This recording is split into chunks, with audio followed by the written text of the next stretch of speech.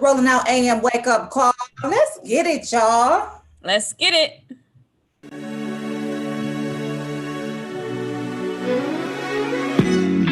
The sun is shining, nice and bright. The birds are chirping, and I'm ready to fly. Time to get ready for another day. No one can stop us. We gon' learn to play. Every day we learn and play. We do our best, so we'll be great. You do your best, and I do mine. So let's get ready. Cause it's about that time. Good morning, you. Good morning, how do you do? Good morning, time to be great. Good morning, good morning, play. Good morning, start today. Good morning, open your eyes. Good morning, reach for the sky. Good morning to you. Good morning, how do you do?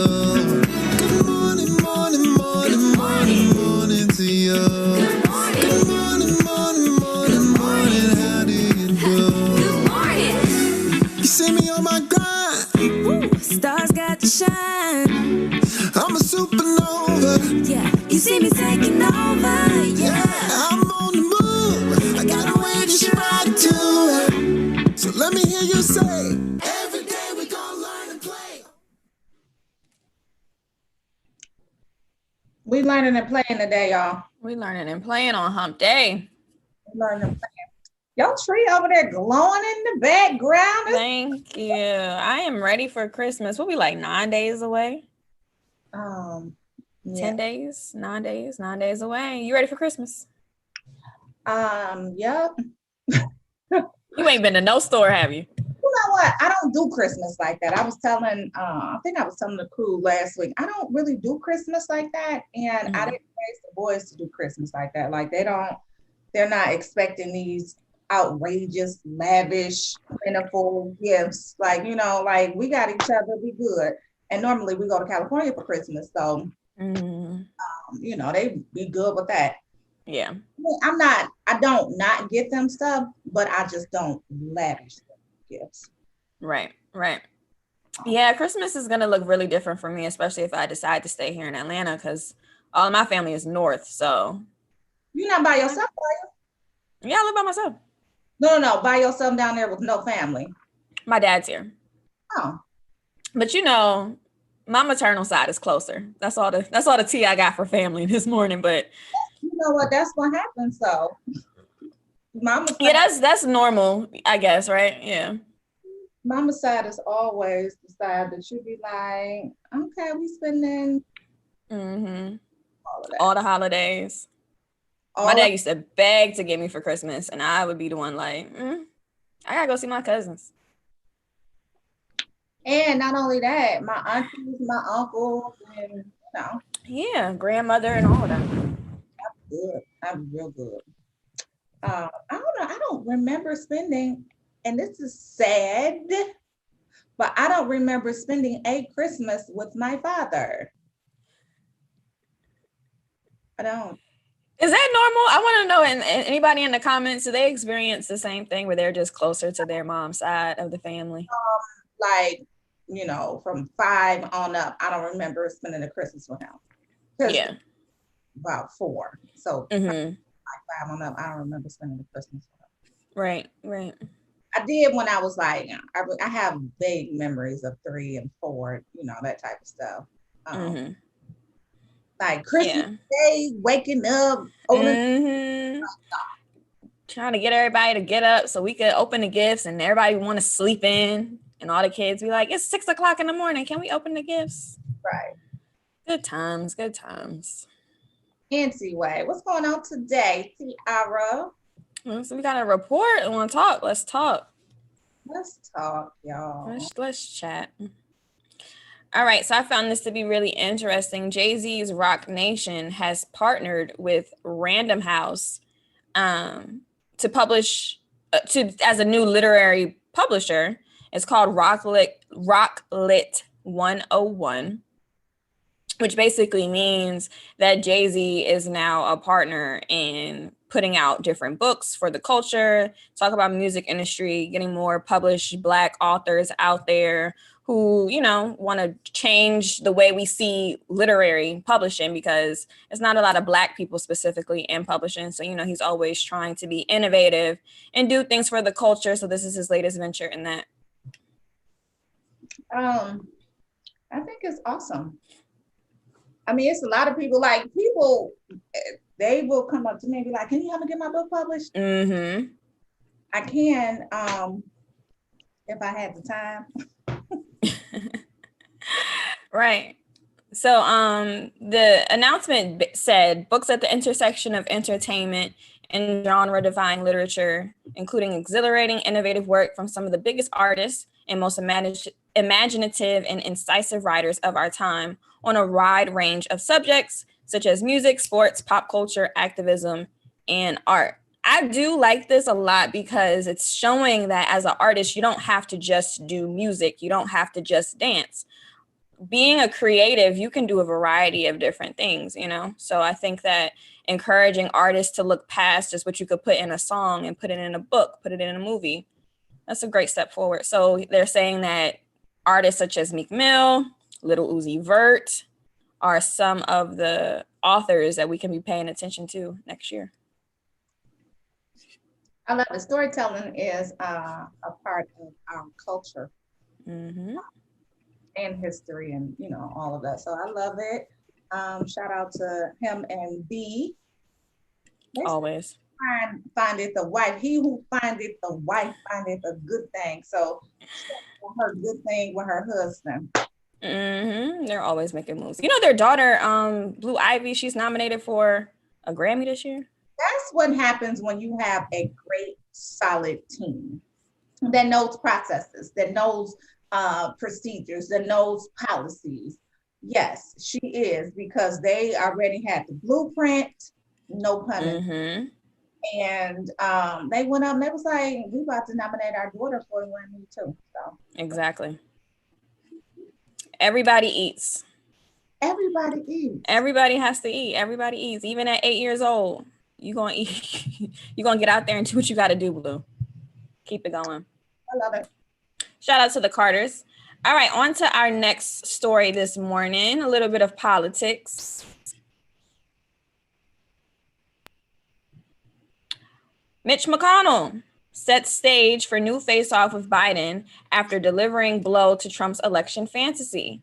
So, Senator Mitch McConnell, who is known to kind of be the main person in charge when it comes to the Senate, has officially declared, I mean, he's not the one to declare it because it's been declared for about a month and a half now, but he himself has officially said that it's over for Trump. Biden is the president-elect, and that he even looks forward to working alongside of him. So it's been 38 days since the presidency announcement, and we're still having conversations about who won. What? His homeboy Mitch. His homeboy Mitch. He yesterday he said, today I want to congratulate President-elect Joe Biden. The president-elect is no stranger to the Senate. He has devoted himself to public service for many years. Yep. So a lot of people were shocked that, you know, Mitch McConnell would take the forefront to say that, even though it needs to be said and acknowledged, because come January, it's going to be some things going on.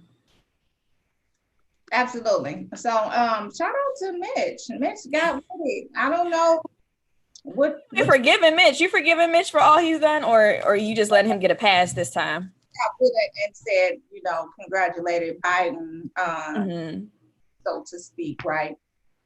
And then when you look at the president, he's still over there just having his tantrum. You just right. When you gonna get it together, sir? He's been muted though, and maybe it's just me because I haven't really been on outlets or whatnot. But even still, I still hear like the rumblings about the stuff that he's doing. But he's been muted lately.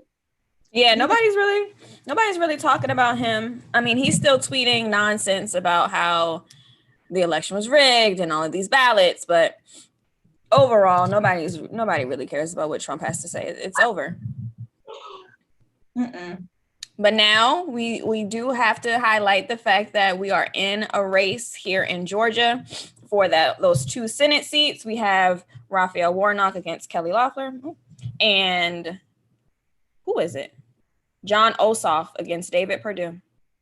And who you going for? I'm going for Ossoff, and I'm going for Warnock, my Morehouse brother. I can't wait to cast my ballot. Early voting has officially started, and voting ends Election Day, January 5th, 2021. Somebody's told me to come to Atlanta and drop off a vote. You should. Mail it in. Mail it in. Absolutely. I want to say shout out to Shirley Carter. Good morning, Shirley Carter. Good morning. Good morning. To Boom, I need my stuff. Good morning, Nicholas Craig. We are doing wonderful. Torian, good morning. Hey, Iris Baker. King Woodard, good morning. Quintella Rule from the STP. Good morning, ladies. Good morning. Fields. Good morning from Denver, Colorado. Hey, That's Colorado. I want to go to Colorado. I'm supposed to be going with Dee and Brent. We supposed to be going skiing, girl. You haven't been skiing? No, and that's what I was saying. So we're Capricorn, so we have birthdays, and so I never wanted to do anything outside for my birthday because it's always cold, right? In California, we got the same weather all year, right? But once we moved to Michigan, I just never wanted to celebrate my birthday outside because it was cold. Like, who wants to go play in the snow? And I said, I think it might have been. And I want to go skiing. That sounds like fun. We can't go outside, but I still want to go. I don't care. I still want to go. There's some ski resorts open because it's easier to social distance. You know, a lot of people took cabin trips over the summer, so it might be possible. The goggles, and you could put something over your ears. I want to do it. You should. Yeah, that's the hardest part about being a Capricorn. It's in our blood to just be strong, fearless, fierce people just because we're born in the middle of winter. But I don't like cold, fun stuff. And I guess I don't know if I don't like it because I've never done it. Yeah. It just looks hazardous. I used to go ice skating a lot. Like I remember around my birthday, this is when I was living in New Jersey, we would go to like the Rockefeller Center and go ice skating, and I don't know, just be in New York in the cold. The blade was always too thin for me. I was like, You was that ain't gonna work out. Stand up. I was saying Romeo finally took a day off. Yes, lady. He said he wasn't feeling well, so we're gonna send him. Make sure he ain't got the Rona. It's free. Okay. He ain't feeling well. What's your symptoms? Can you taste? I'm just saying. Can you smell? Can you taste? Y'all know he do be out in the streets, but we're gonna pray for our brother that he's back tomorrow. Well wishes. All right, we got one more story on my end. Producer Ash talking about now, we've seen a lot of biopics over the years, especially a lot of biopics about the same person being Whitney Houston. There's going to be another Whitney Houston biopic, and they've officially casted Naomi Aki in the lead role. I can see her playing Whitney. It's just, do we need another Whitney movie is the question. You took the question right out of my mouth. Like, how many biopics do we need? Exactly, right? Why? So let me guess, this is her maternal side of the family doing this biopic. Yep, exactly. Pat Houston is producing on behalf of Whitney Houston's estate. She added, all Whitney fans have an appetite for perfection when it comes to Whitney and her legacy. To transform someone into a matchless icon is virtually impossible, but with careful consideration, Naomi Aki was selected based on her quality performances and her deep commitment to emerging into the woman that we all loved. We look forward to taking this journey with her. So that's what her mom had to say about it. The movie is going to release in 2022, and it's going to be titled, I Want to Dance with Somebody. That is one of my favorite Whitney songs. Like I didn't know what she was saying. Like when we was young and we was singing all these songs and the lyrics were had bit questionable. Right.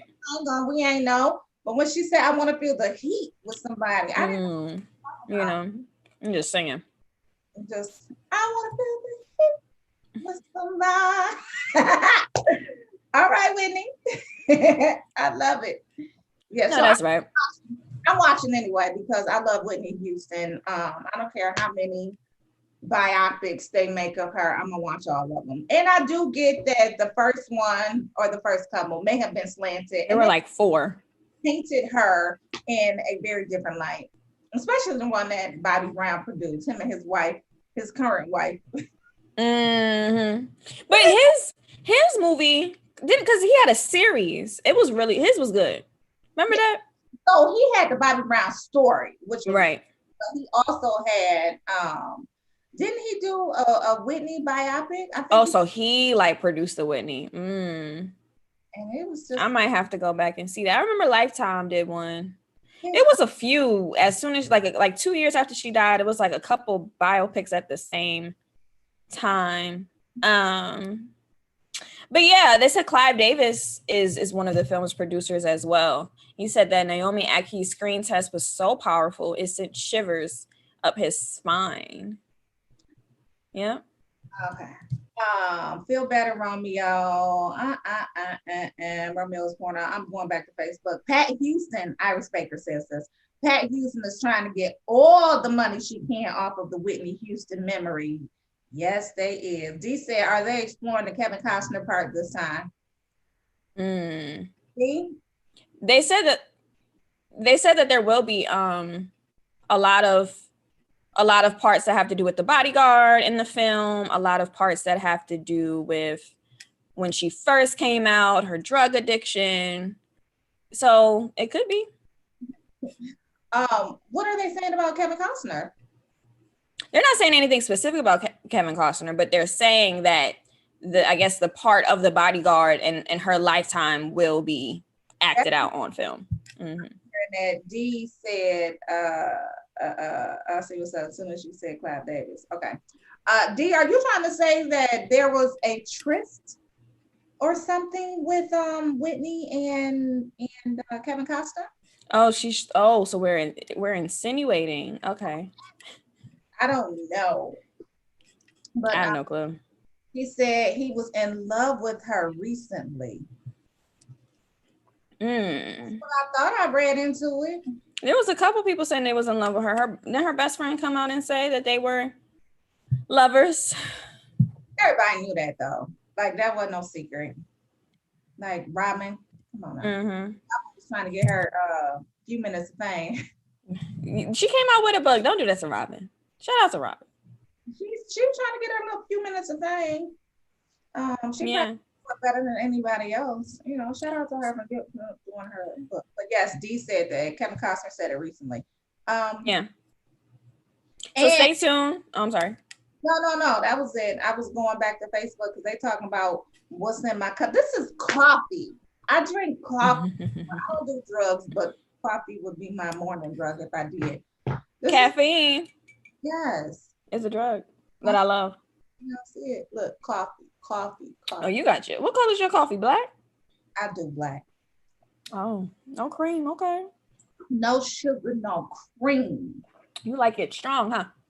Well, it's not necessary to put the sugar and the cream in it because you're trying to fulfill a taste that you want. Like I don't drink coffee for taste. I drink coffee for the pep. And then I've never been a coffee drinker, and so once I started hanging around certain people who shall remain nameless, I started drinking coffee, and it was like, you don't need that. You don't need that. Don't put that in there. That's good. What you doing all that for? You know, when I was like 2, maybe 3 years old, my dad was playing basketball. I think it was either Greece or Italy, and they drink a lot of coffee over in Europe. And he had an espresso, and he didn't know. Nobody knew because they was just talking. I drank the whole espresso at 2. Ever since then, I've been addicted to coffee. I I think it's stunted my growth because I was supposed to be like 5'9". I only made it to 5'5". But like ever since I was a kid, my parents ended up letting me drink coffee, and I still drink coffee probably daily to this day. So You look taller than 5'5". I never would have guessed that you was 5'5". I look taller, but I am not. Okay. And for my dad to be 6'8", it's you know, it's a little bit of shame. I think I get 6'8". Oh yeah, girl, yeah. Mm-hmm. Yeah, you know, I could have at least hit 5'9" for him to model or something. Yeah, 5'9" is a nice low height. When I was young, I used to hate being tall. I used to pray not to get taller because I was always the tallest one in my class. But as an adult, I love my height. Yeah. Cause I like legs, and gratefully I do have long legs, but like it's nothing wrong with some long, beautiful legs. Like, shout out to all the tall women. Oh, phone numbers. What's going on? What's going on in the comments? Cause what we chatting about this morning in the comments, y'all? Talking about Rakeem wants my phone number. Rakeem from yesterday. You wasn't on yesterday, but we had a bodybuilder come. Oh, I watched. Yes. So Rakeem would like my phone number. Give it to him, Taro, please. Thank you, because I need my workouts. Okay. Yeah, let him work you out. I need my virtual workout. Right. Virtual. All right, so that's all I have for the Whitney Houston story. If you're interested, they're saying a premiere will be in 2022 around Thanksgiving. So yeah, let her rest in peace. 2022. I mean, it's already 2021. It does take a while to shoot a film. No, it don't. All they got to do is go to Tyler Perry and ask him what his formula is. Tyler Perry do a movie every 2 weeks. Movie, 19 episode series, Ruthless. How many series he got? They over there, y'all playing. I'm gonna drag this out. Gonna get in bubble. Gonna get in Tyler Perry's bubble. Shoot the movie. Put it out in June. I mean, and that's the thing. Like, why do processes take so long, right? So with my music project. We still on for the 21st. You know, that's 5 days. But I'm wondering why stuff gotta take so long. Like, what is it I gotta do that's taking so long? Just get it done. That's my positive thought of the day. I've been thinking about We're gonna do positive thoughts at 8:23. What's the positive thought? Done is better than perfect. Done is better than perfect. If y'all ain't never heard that, then think about it, because done is better than perfect. You can tweak that thing after it's done, but you can't tweak nothing if it's not done. Don't have to put it out. Put it in the atmosphere. Just saying. Get it out there. We're gonna see one more project on Monday. I might have to put some Whitney Houston in there. Oh, I wanna dance with somebody. I wanna feel the heat. Hey. Yes. All right, so let's go right into Black History before we welcome our ladies. Today, back in 2000, 20 years ago. Can you guys believe 2000 was 20 years ago? What was you doing in 1999, January 31st, December 31st, January 1999? Wasn't you scared? I was one. You was one? You wasn't scared.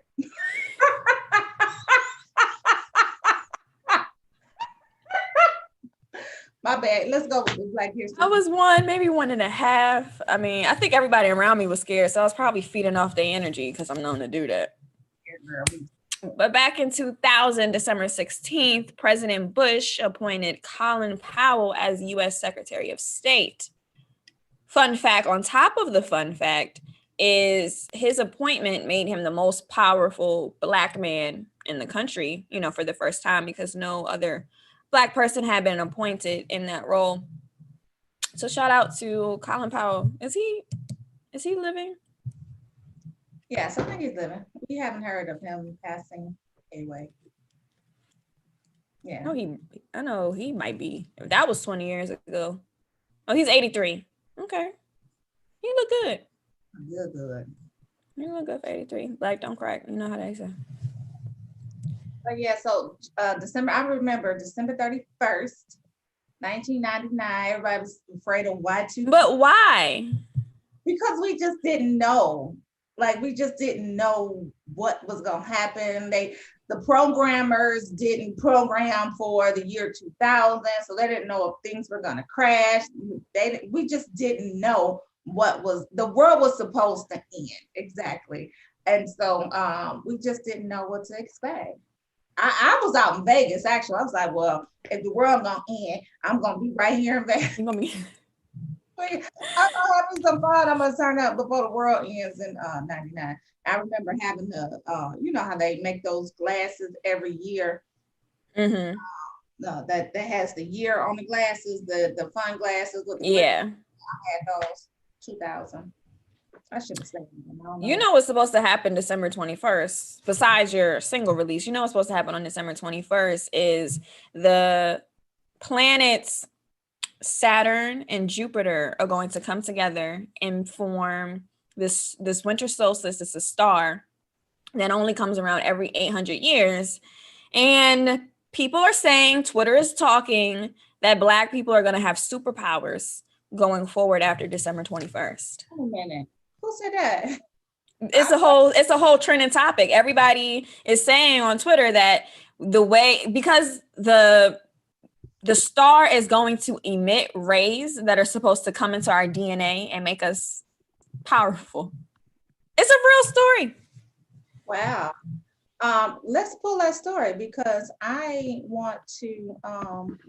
I'm ready for my superpowers. Yep, they're saying Black people are going to be able to teleport, fly, do everything. I'm ready. And it's going to hit our DNA. They're calling it the Christmas star. It only comes around every 800 years. They're not saying it's going to be the end of the world, though. It has nothing to do with it being the end of the world. It's just going to be the break of something new, especially for those of us with melanin. But how do they know it's every 800 years? I'm just curious. That's just something I guess that NASA and all of them keep up with. Document and chart that supposed to be every 800 years. I mean, Galileo, you know, he was charting for but we don't know. 1,000. Okay. Hold on. Boo. Hold on, boo. Yes, ma'am. Good morning. Show. Somebody's fun today. Yes, girl. Yes. A little holiday. We have the tree. Day. Yes, we love a tree. Sweater. I was going for the Portia bright red lips. Then I went, maybe too much. Girl, no, you look amazing. Oh, yes, you look gorgeous, baby girl. So it's all about the holidays. This week is the last week for Let Go, Let Flow. We're going to shut it down for the holidays, and we've got some stuff we're working on to bring it back solid and strong and powerful and all things wellness coming in the new year. Mm-hmm. So yeah, we're excited to be here and just so grateful to be a part of this rolling out family. So, you know, I just want to close out fabulous, you know. You look gorgeous from head to the end of the screen. You look amazing. Even the earrings. Let me see those earrings. Yes. You know, it's a part of our Black woman magic. You know, this is what we do. I love it, love it, love it. Somebody said, D Shield says, beautiful. Yes. Good morning, Dawn from Iris. D Shield says she claiming thunder from Black Lightning. Girl. Did you hear about the winter solstice, Dawn?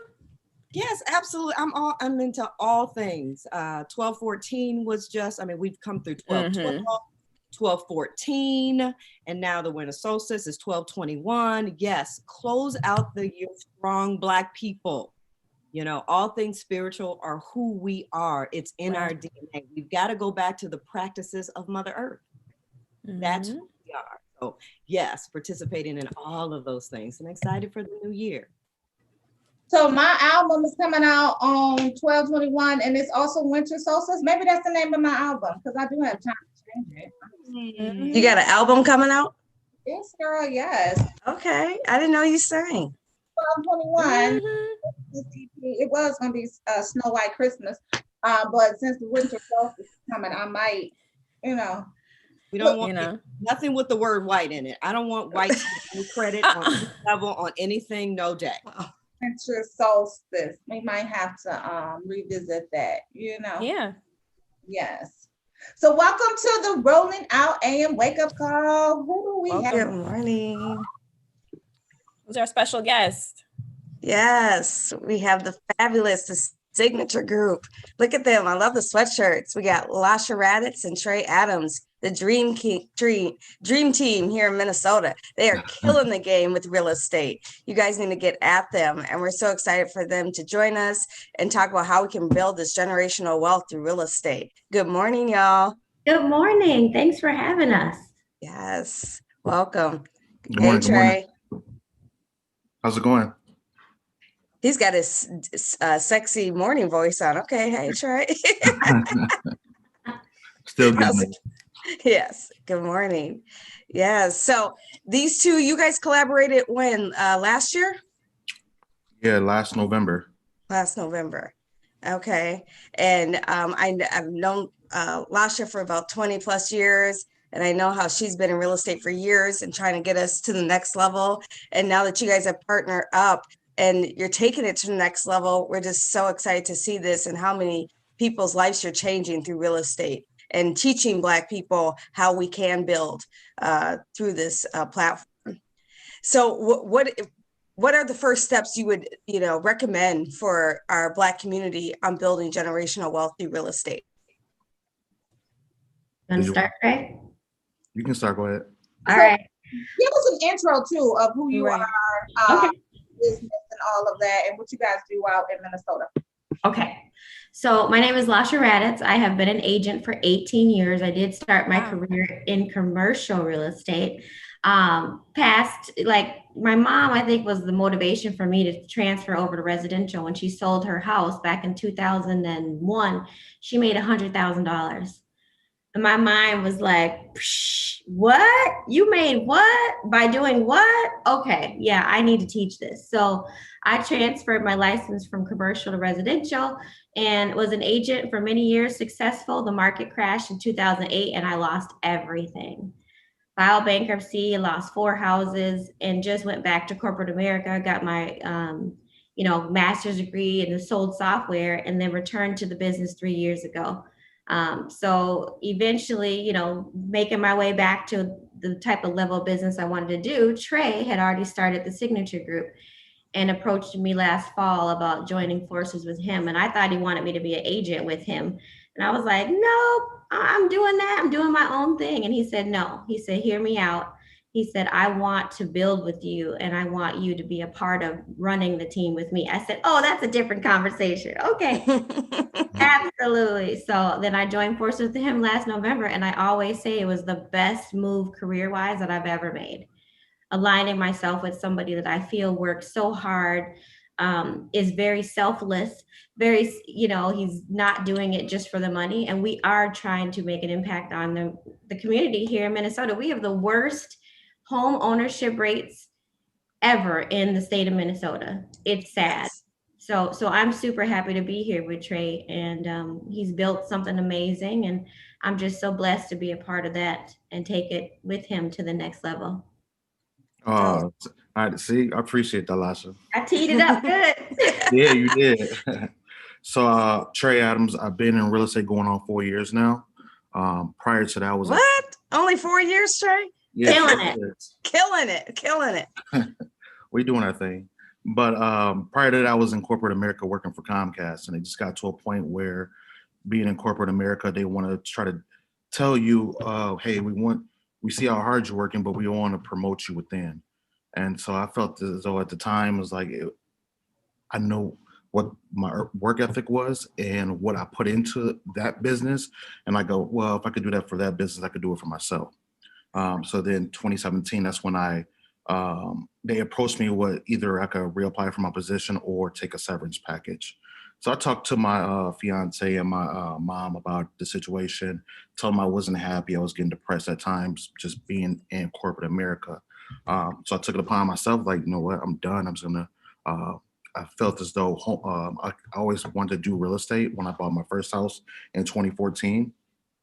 So I'm like, you know what, this is something I can do because people, one, trust me, and they respect me. So I was like, you know what, I have that respect out there. I know how hard I work, so let me go ahead and get in real estate. Yeah, it was scary at the beginning because I'm like, you know what, I got a mortgage, I got car notes, I got child support. Like, you know what, my credit's starting to get better. I'm like, you know what, this is a chance. Like, either I can go all in or half step it. So I went all in 2017, and it's been the best thing ever since. That's amazing. That year, rookie of the year, rookie of the Right. like killed it. So I think we both have, found our passion, and we want to change the world with what we do. And that's a big part of why we do it. Generational wealth for our Black community. So Lasha, go ahead. Lasha and Trey, are Black people building generational wealth? What are the percentages of Black people owning their homes? Is that on the rise? I know you guys service everyone, all communities, but wanted to focus on the wellness in the Black community and how are they doing? And are they buying the homes in the neighborhoods where their homes are appreciating? Well, I think the statistic is like less than 25% of Black people in Minnesota own their homes. Compare that to over 70, I think it's 75% of white people in Minnesota own their homes. So to me, that's pretty dismal. And I know how hard we work. I mean, we're going to close about 110 transactions this year. With a great percentage of those are Black families. So we are trying to do our part. We're trying to educate. I think it all starts with education. I can't tell you how many people approach me through Facebook or whatever, and they hit me up like, I want to buy a house. And the first question I say is, what's your credit score? I don't know. You don't know your credit score? Or 580. Okay, but you're renting an $1,800 a month apartment. You have a 580 credit score and you're 42 years old. That's a problem. That's a problem. But you don't know what you don't know.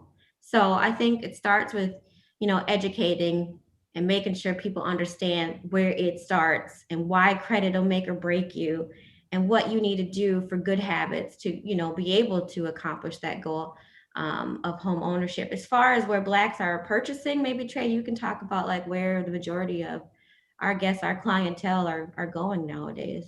To be honest, we have clients all over the place. Primarily right now, Minneapolis is a booming market where people are getting in at an affordable price and seeing a return on their investment within 3 to 4 years.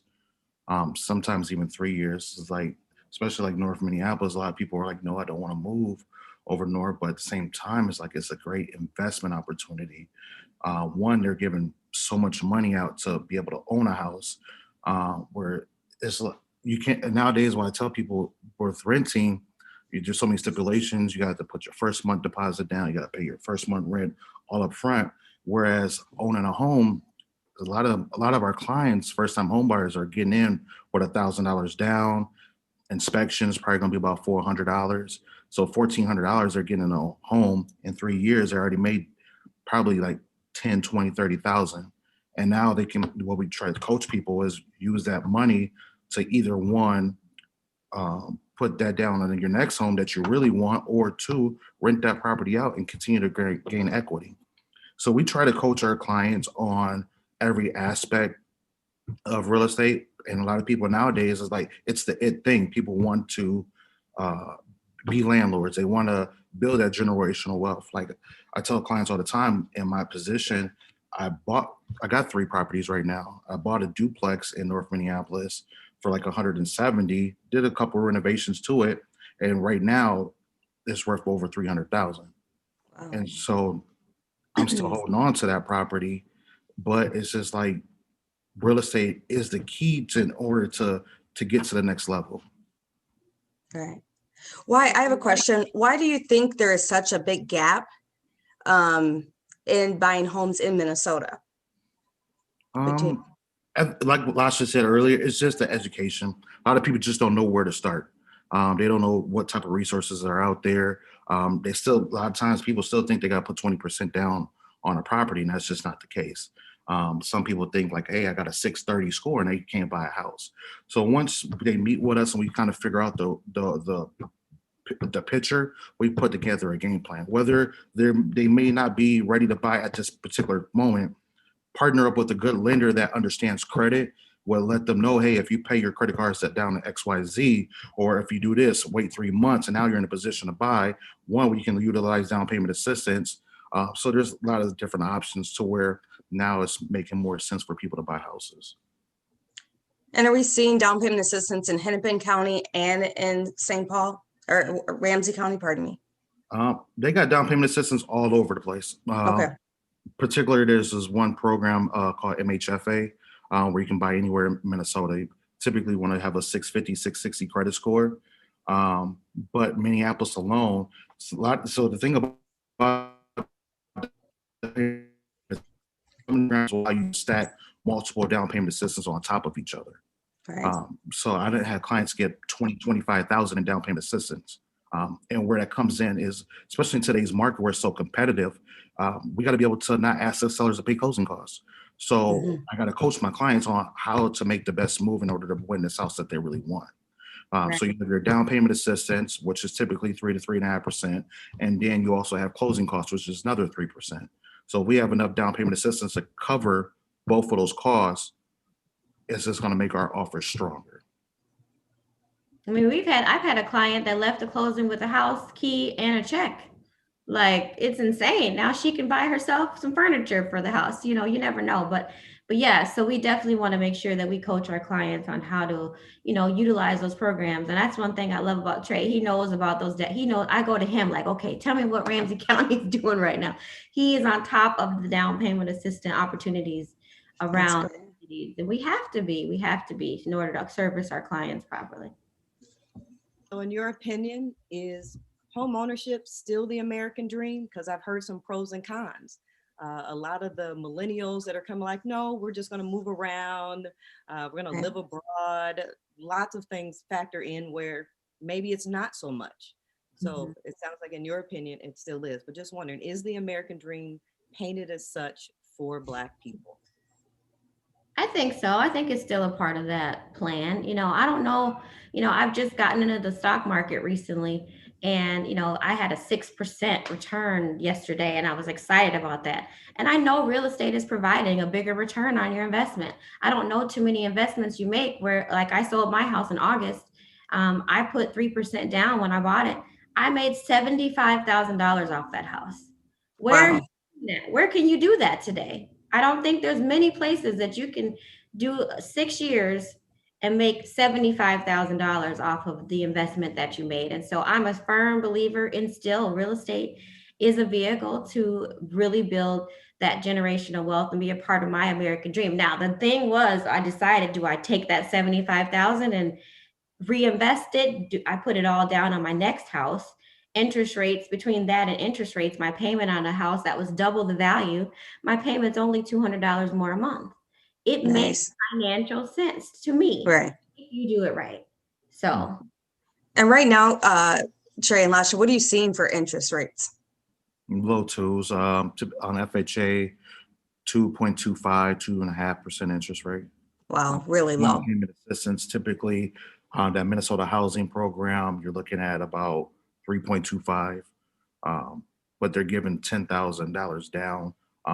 In some cases, 13,000. And so I hope people are listening. There is down payment assistance. These two wonderful realtors have knowledge to teach you how to get that credit score up. That's another big question I want to talk about is credit score. What is how long, like, so if someone comes to you with the 580, or should they plan 3 to 6 months before then thinking about purchasing a home while they're getting that credit score up?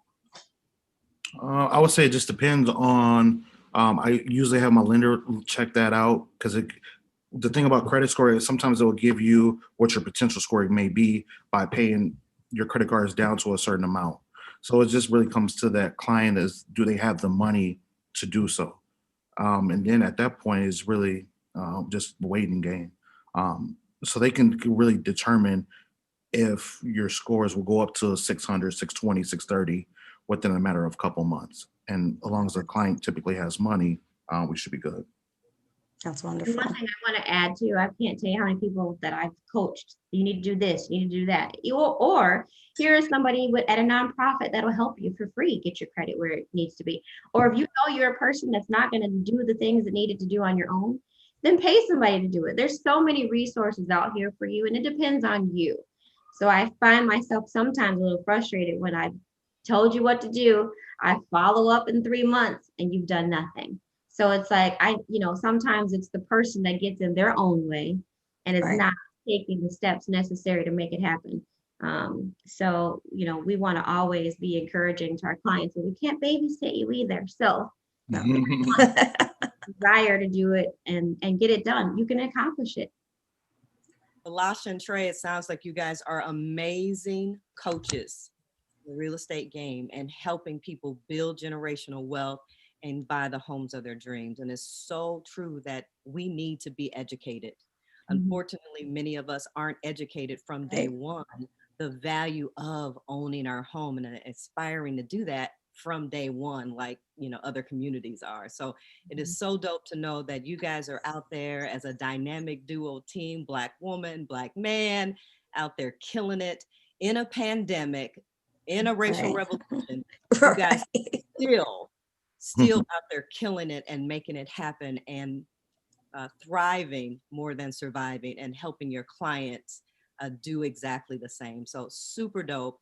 Awesome to have you guys on Wellness Wednesday, dropping all this knowledge and making us feel good about something, and that there is opportunity and upside even in a pandemic. Thank you. Yes. Thank you. So last thing here, what do you want to recommend for people to get ready for purchasing their homes for 2021? We're at the end of the fourth quarter. We've got 2.5 weeks left. What can they do to set themselves and their families up for success going into 2021? Well, I would like to first say, meet with us. Start with y'all. Okay, I like it. Drop a bomb. Start with the signature group. We have amazing people on the team. We have Lasha, Julia, Justin Shepard, another name that I can't disclose at this moment because we're going to announce him pretty soon. But we have some great people, individual that works hard.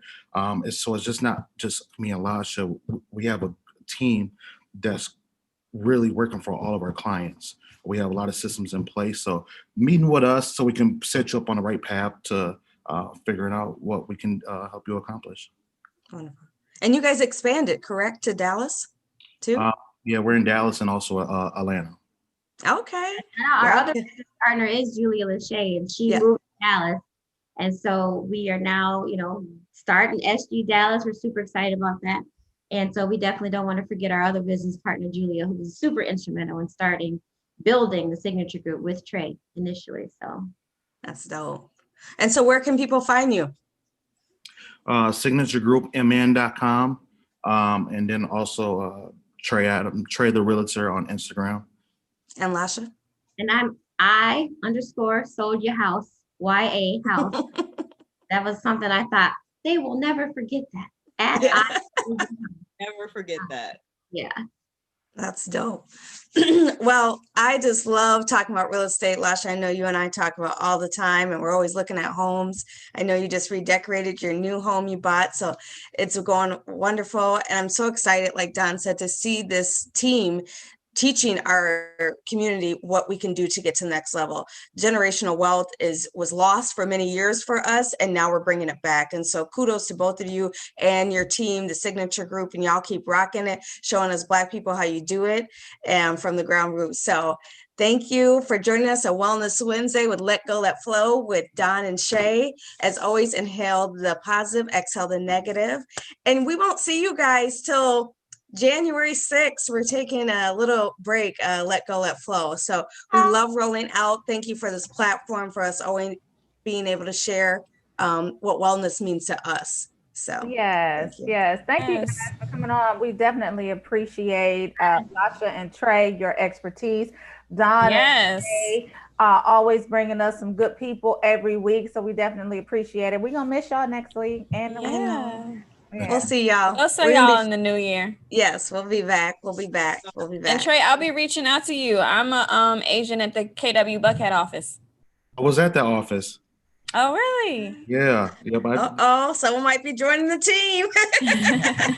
yep, I was there. All right. Love During the collaboration. pandemic, you was there. You had your mask So on, I right? got licensed in Atlanta back in November, and then I had for my first deal in Atlanta, January, closed in January. So I was doing a lot of going back and forth trying to get acclimated with this whole system and process down. Right. And then I probably closed like 2 more deals after that, but then that's when the whole pandemic hit. So I kind of like, and then I also Same thing. had a newborn, so like Yeah. I can't travel as much as I want because of my. Congratulations. Thank Yeah. Mhm. You're welcome.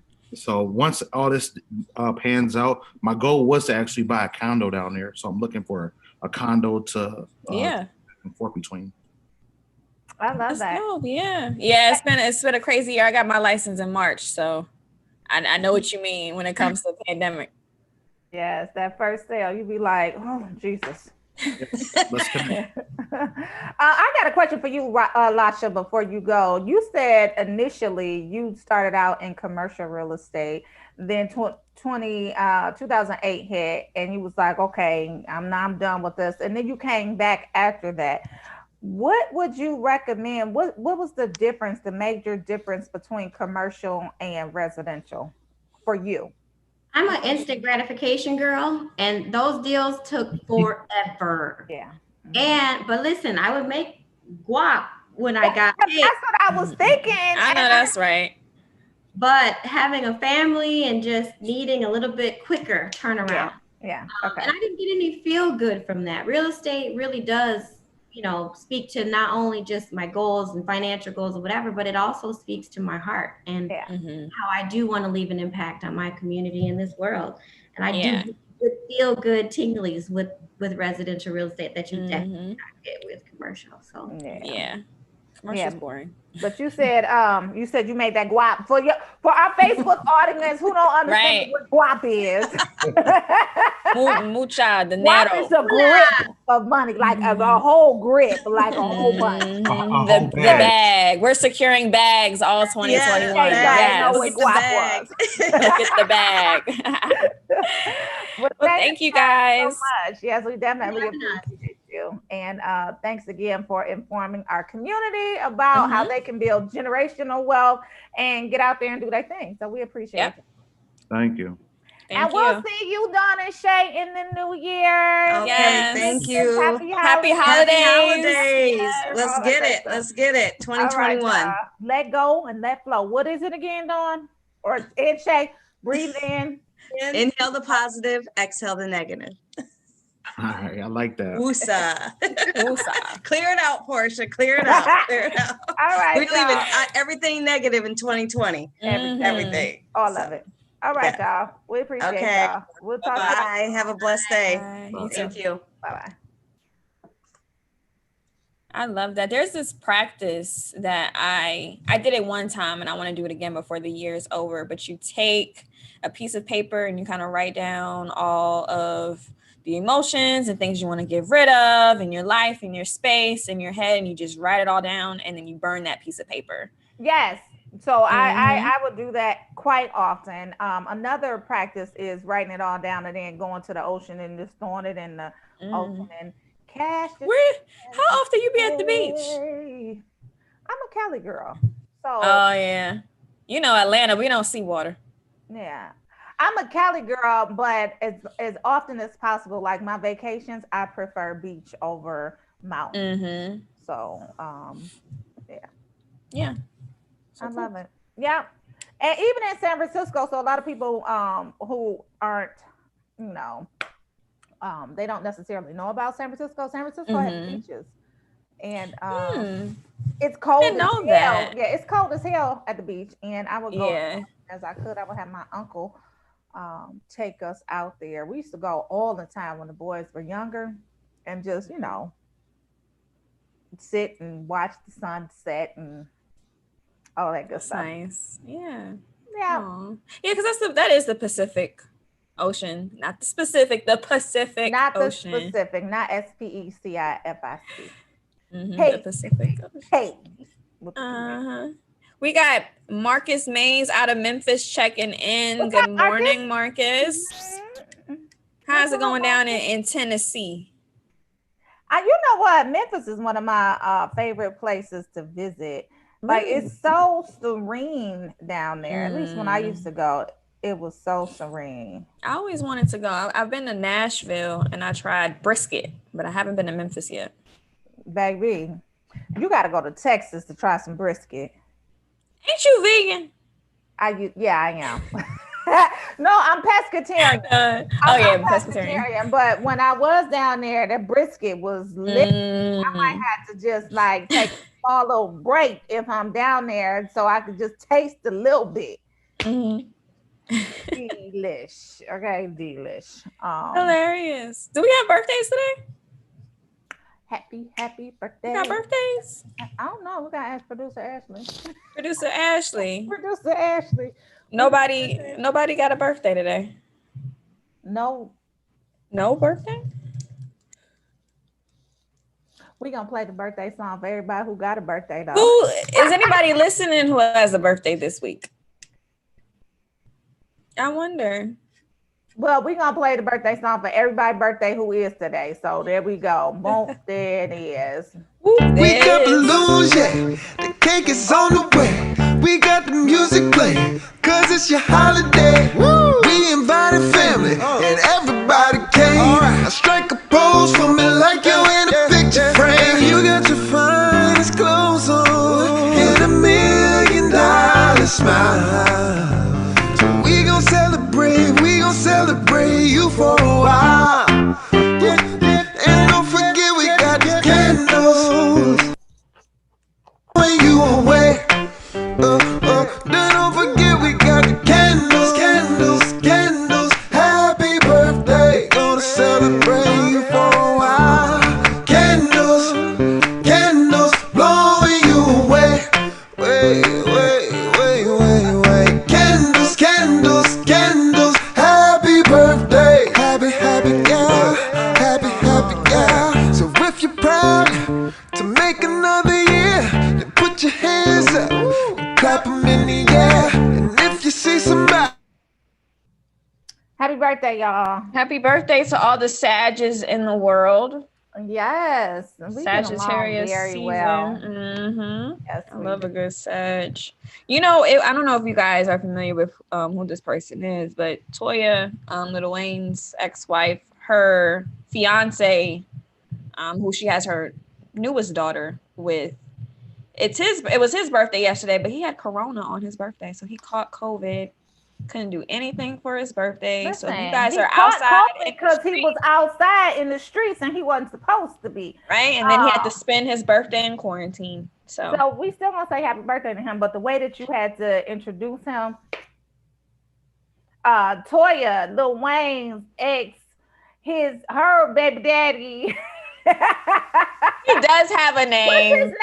What's his name? He does have a name. He does have a name. His name is Red. Yes. But no, he's cool. He's an entrepreneur, successful in his own right. And they're going to be getting married sooner than later. Congratulations. But he did have to spend, I saw like videos on his story. He was locked up in the basement, cooped up, couldn't do nothing on his birthday because of COVID. Couldn't hug nobody. Hugs are important, y'all. I love a hug, a good hug. I don't remember the last time I hugged somebody this year. I hugged somebody yesterday. In your household, I'm sure. Yeah. Okay. I try to hug my babies daily. Yeah. Because you be fussing at them all the time. Well, I be fussing at them all the time, and so I like to counteract the fussing with the love. Come here, baby, give me a hug. You know, that type of stuff. Yeah. Oh, it's so maternal. So we got a guest. We got another guest. We do have a guest. Yeah. Jay. Is he on yet? He's known as the Warriors lawyer. Okay. Esquire, come through. Mr. Gordon. What's your degrees? I'm here. I am here. How are you ladies? We are well. very well. How are you? Man, y'all are sunshine on a snowy day. Don't do that. Yes, sunshine on the snowy day. You about to start me to singing already. Okay. Okay. Sunshine. Good. How are you? What's going on? You tell us. Good. Seems you're doing well. Call them plaques in the back. Yeah. AM wake up call. Welcome. Please introduce yourself to our family. We know you Yes. do well. You're known as the Warriors lawyer. Yes. Yes, indeed. Explain. Yes. Well, they call me the warrior lawyer because I fight hard for my clients. In Yes. fact, it was a name given to me by one of my clients from long ago, and it kind of just stuck with me over the years. And I just been rolling with it. I got it trademarked, and I am the warrior lawyer for all the world to see. So good morning, everybody, from the warrior lawyer.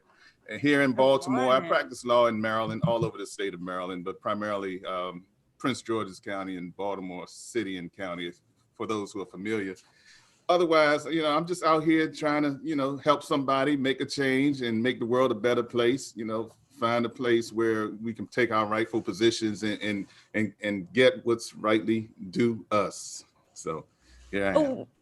So what has inspired you to go into law? What kind of practices do you normally do? How is it like being a professional Black male lawyer in 2020? Give us the rundown. I need my legal pad for all them questions. Goddamn. All right. So what inspired me? I always say that law chose me. I really didn't choose law. And it's one of those things that we call it divine providence or what have you. Because at the time I decided to become a lawyer, I was 14 years old. I didn't know any lawyers. There were no lawyers in my family. I really didn't even know what lawyers did, but there was something that was birthing me. I don't know if it was a bad situation or experience that I had gone through. And I just decided at 14 that that's what I was going to do.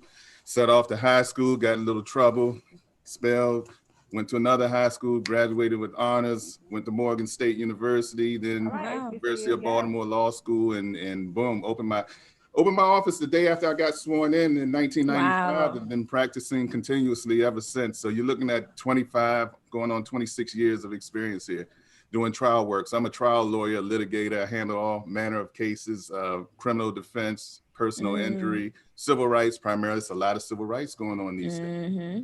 And, criminal defense really kind of turns into or grafts into civil rights as you start defending people charged with crimes. You see the injustices, and then all of a sudden you get mad enough to want to do something about it. And that's how I ended up in the civil rights.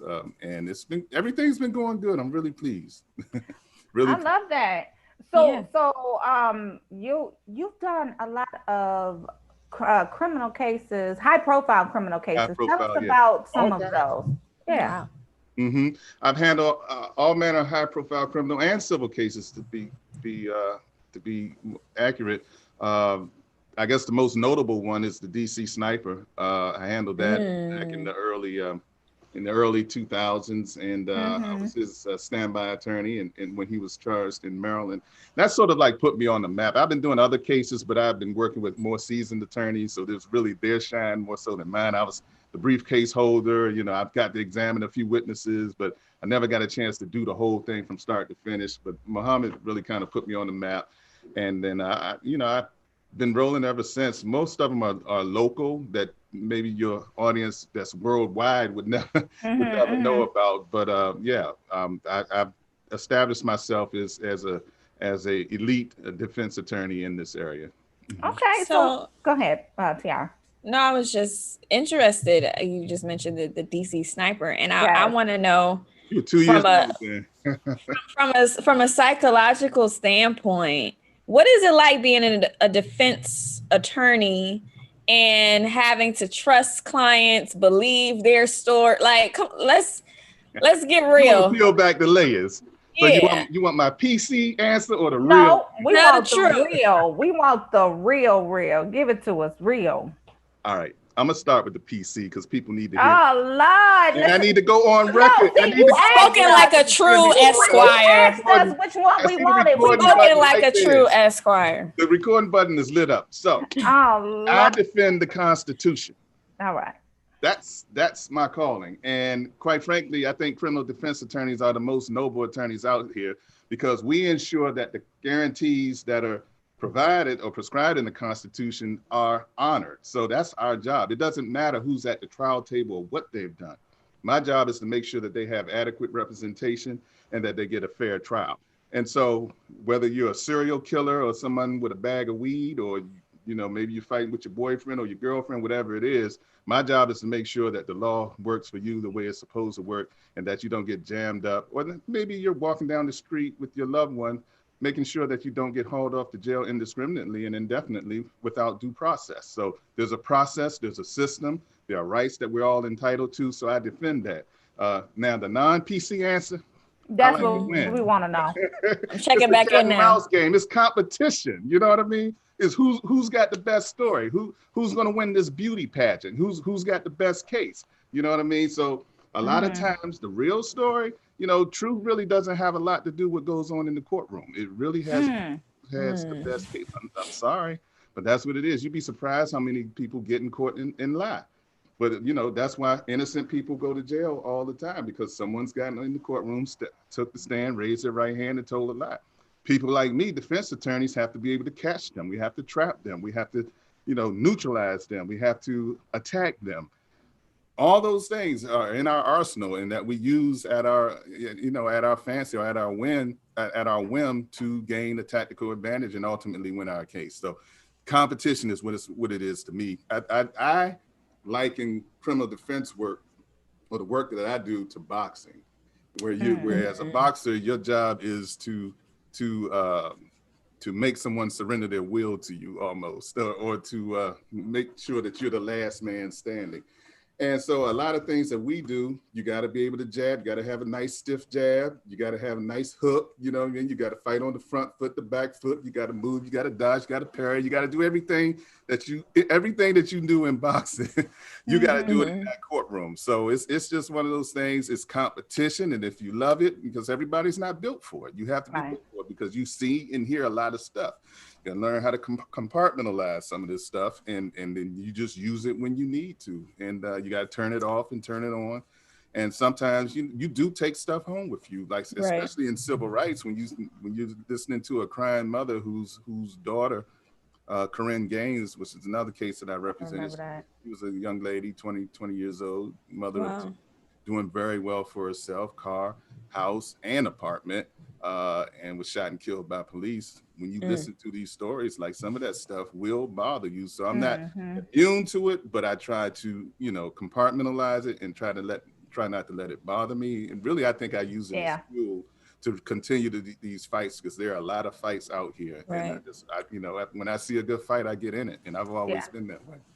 And speaking of compartmentalizing it and taking stuff home, we had a story on the show yesterday where a lady, I forgot her name, Anise somebody, she lied on this brother who was doing extremely well in Michigan, and he ended up spending 37 years in prison off of a lie. And she finally came forward and said, well, I felt bad. I couldn't live with it on my conscience. And they let him out 37 years later.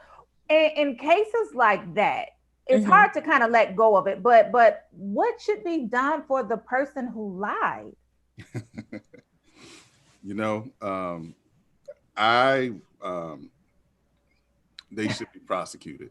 That's how I felt. And I was just reading that story today, and I heard that you all had that on your show yesterday too. So anyway, it was homework, okay.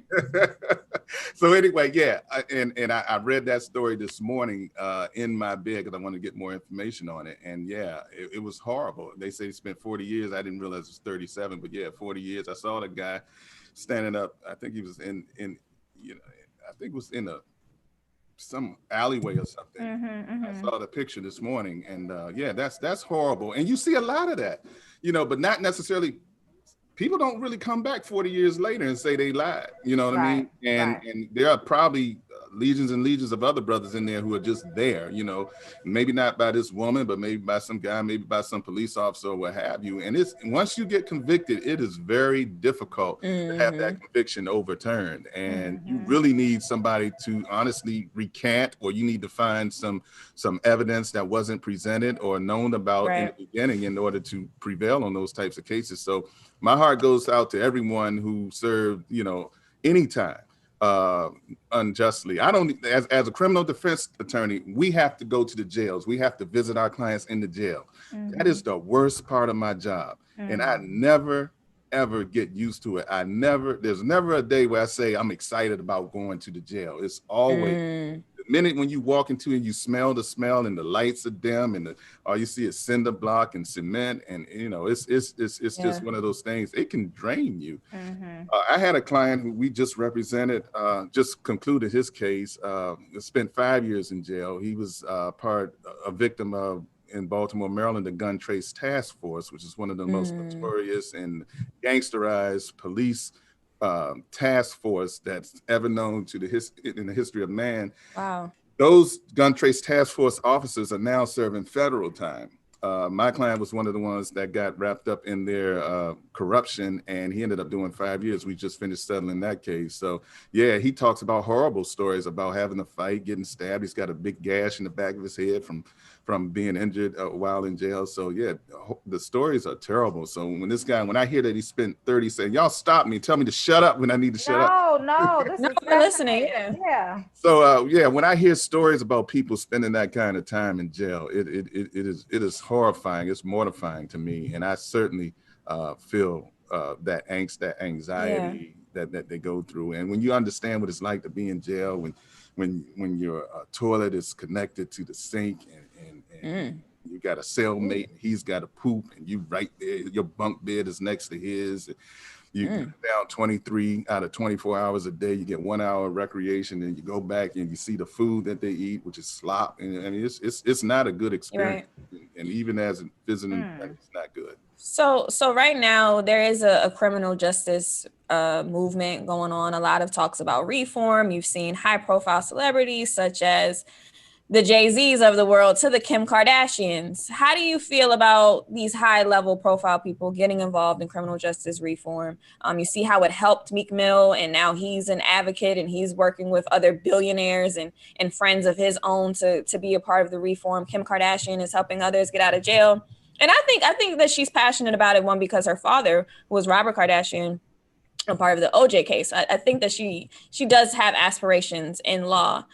How do you think being a lawyer yourself, seeing these high profile people getting involved and seeing this movement and conversations about reform will either change or help or rectify criminal justice for Black people going forward?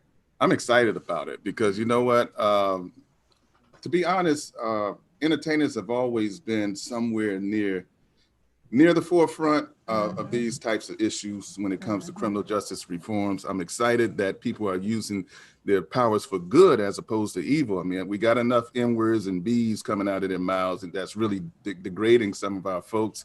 But now they understand, as they mature in this thing, they understand that there are greater uses for their celebrity that can really change things. And Kim Kardashian did probably what no attorney could do because she had the A-line to the president to make things happen. I mean, that's remarkable. Meek Mill with his influence, he can do a lot. So I would welcome, I always think there's always room for celebrities in law, because especially today where people revere celebrities so much, you know what I mean? And they call them influencers now. I don't even know if celebrity is the right word, celebrity influencer, or, and that really describes them to a T, because they can influence the way people think. If they say something is good, people are like, oh, it's good. If they say it's bad, they're going to say it's bad. So they really have our young people in a stronghold, and that they can get their attention and let them focus on, some of the changes that we've been working on all our careers.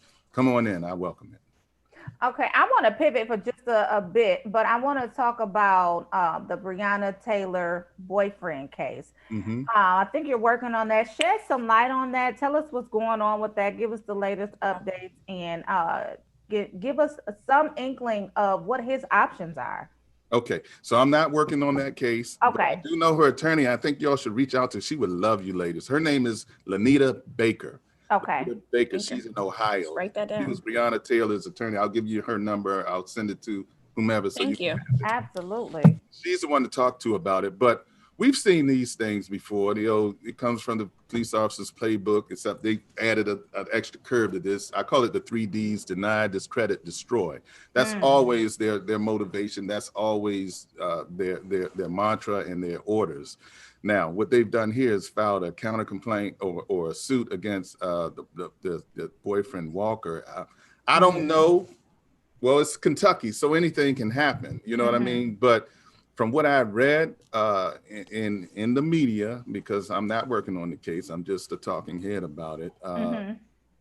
He put something together that might get him, a little traction, but I don't know if it's going to take him the entire distance. I mean, he was shot, but he can't even prove that it was Walker's gun that shot him, and most people think it was friendly fire. So that's what you have to prove that much from the very beginning. Okay, you say you're injured and he caused these injuries, prove it.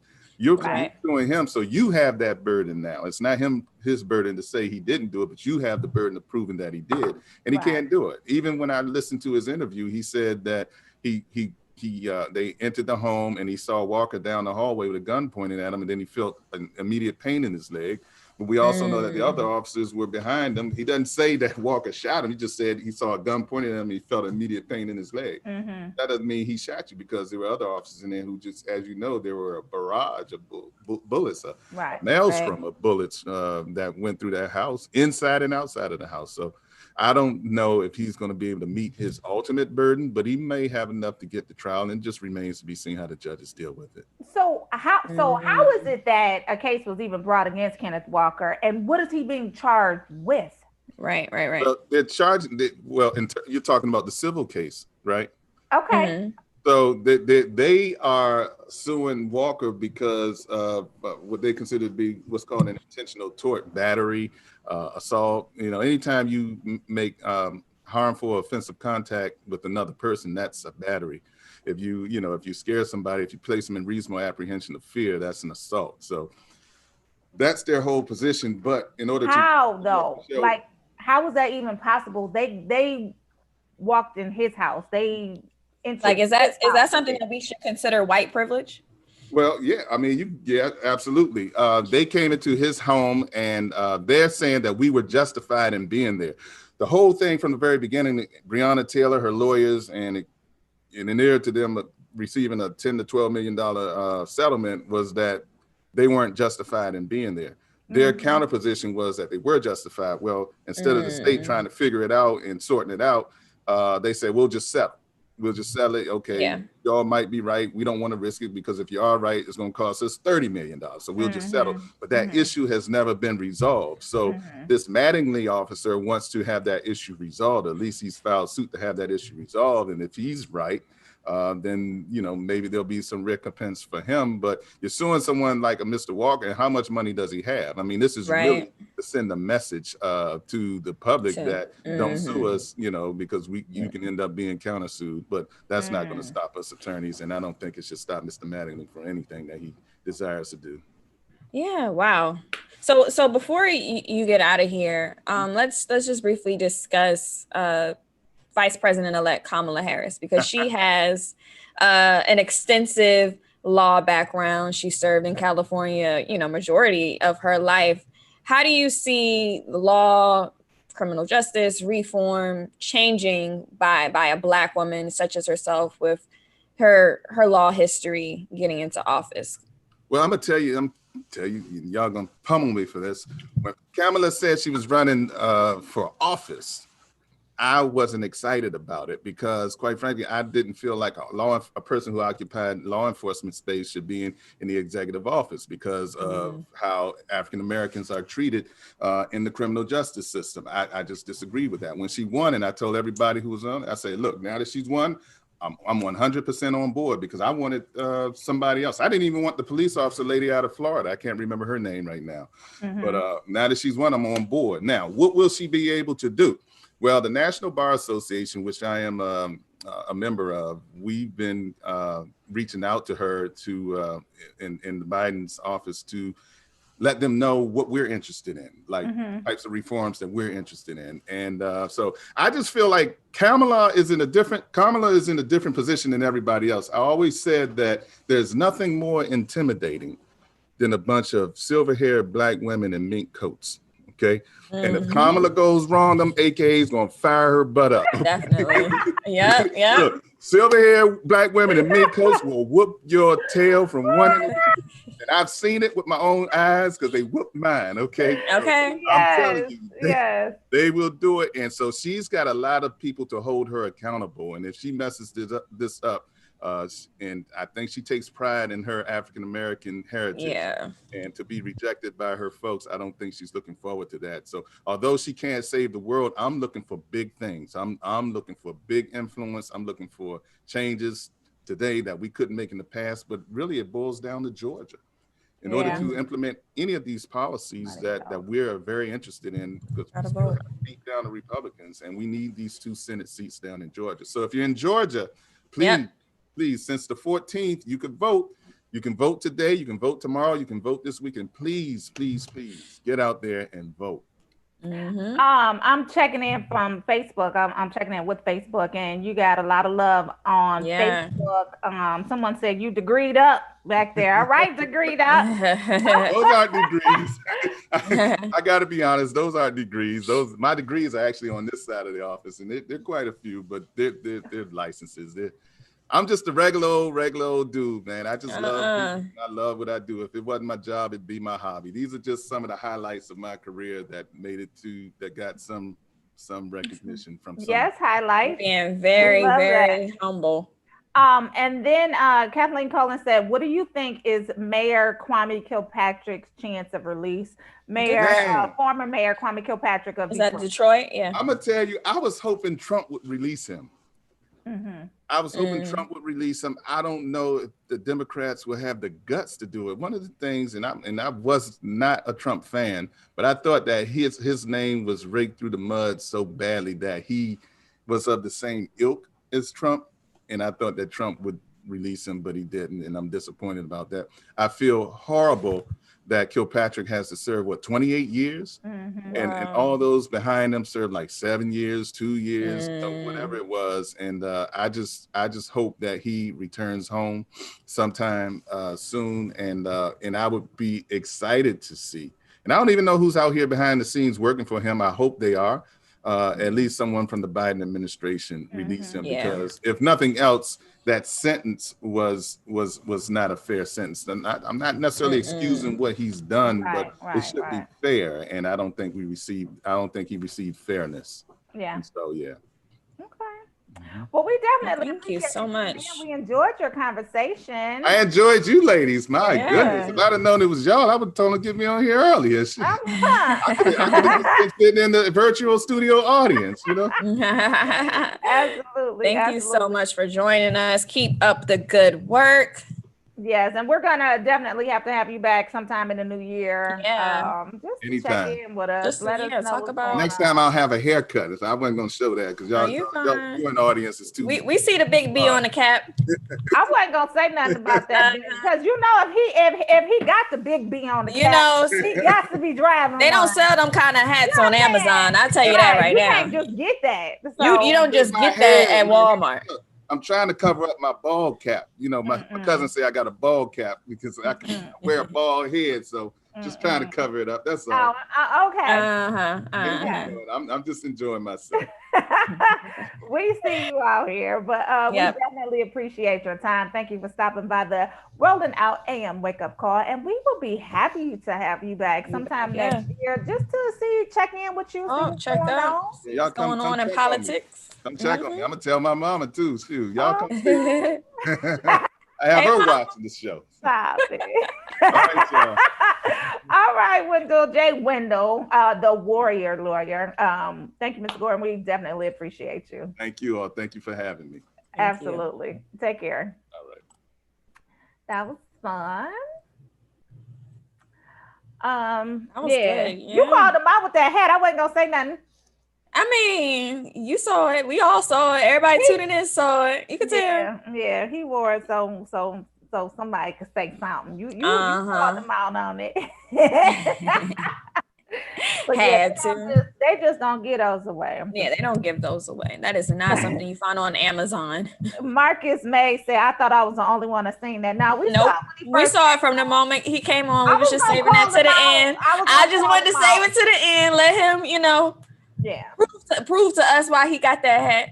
Yeah, you know what I'm saying? Mhm. So anyway, yeah, he was definitely a great spirit. We'll check in with him next year. Yeah. Bring him back to see what's going on in the world of law.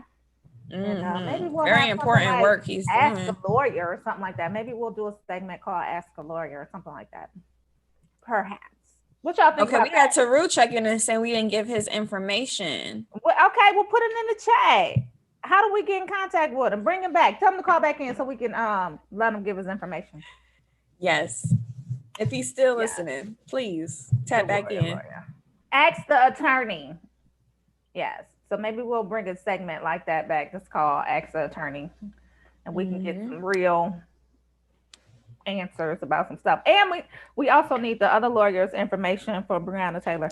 Definitely, because that's a much needed conversation. Thanks for bringing it up, because that still makes no sense to me. First of all, what are you suing him for? That's so stupid. What can they get? His name was Jay Wendell Gordon, though, and his Twitter is Warrior Lawyer, so I'm going to assume that's his Instagram as well. And then his website is Gordon, GORDON @law.com. Let's get it.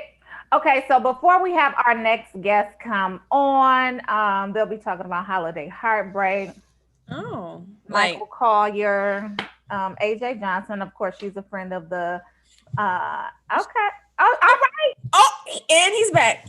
Hey, look, hey, I'm always there for you ladies.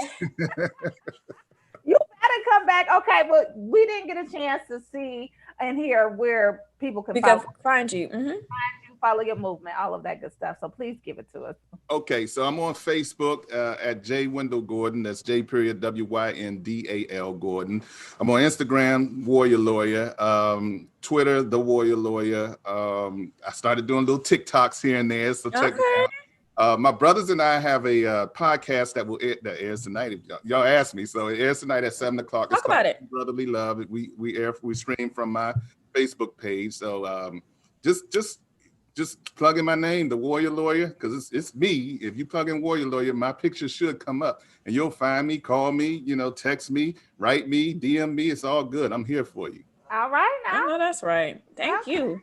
Thank you so much. We definitely appreciate it. 7:00. Facebook page, Brotherly Love, we checking in. Yes, indeed. All right, Jake. Thank you all so much. Thank you. No, thank you. We'll talk to you soon. All right. Bye-bye. I was gonna get into my story, but I think we got our guest. Yes, we got Country Wayne, we got AJ. She is a friend of the brand, and they are going to be talking to us about the new movie on BET, Holiday Heartbreak. We need our thing. We need our buzzer.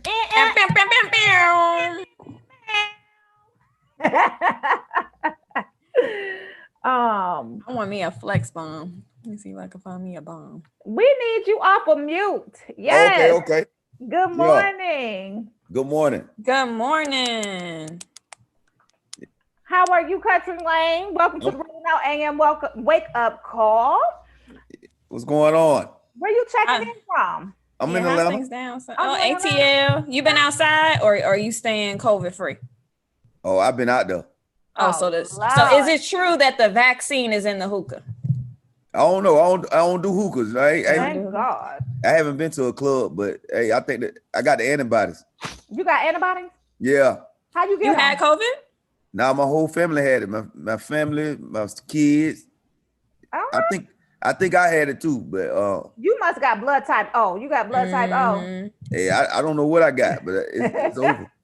All right. AJ Johnson, welcome back to the Rolling Now AM Wake Up Beautiful. Call. Hey, AJ. Good morning, everybody. Hey, Ray, how are you? Going fine, sister. I haven't seen you. I decided I was going to be festive because today's our you look great. Yeah.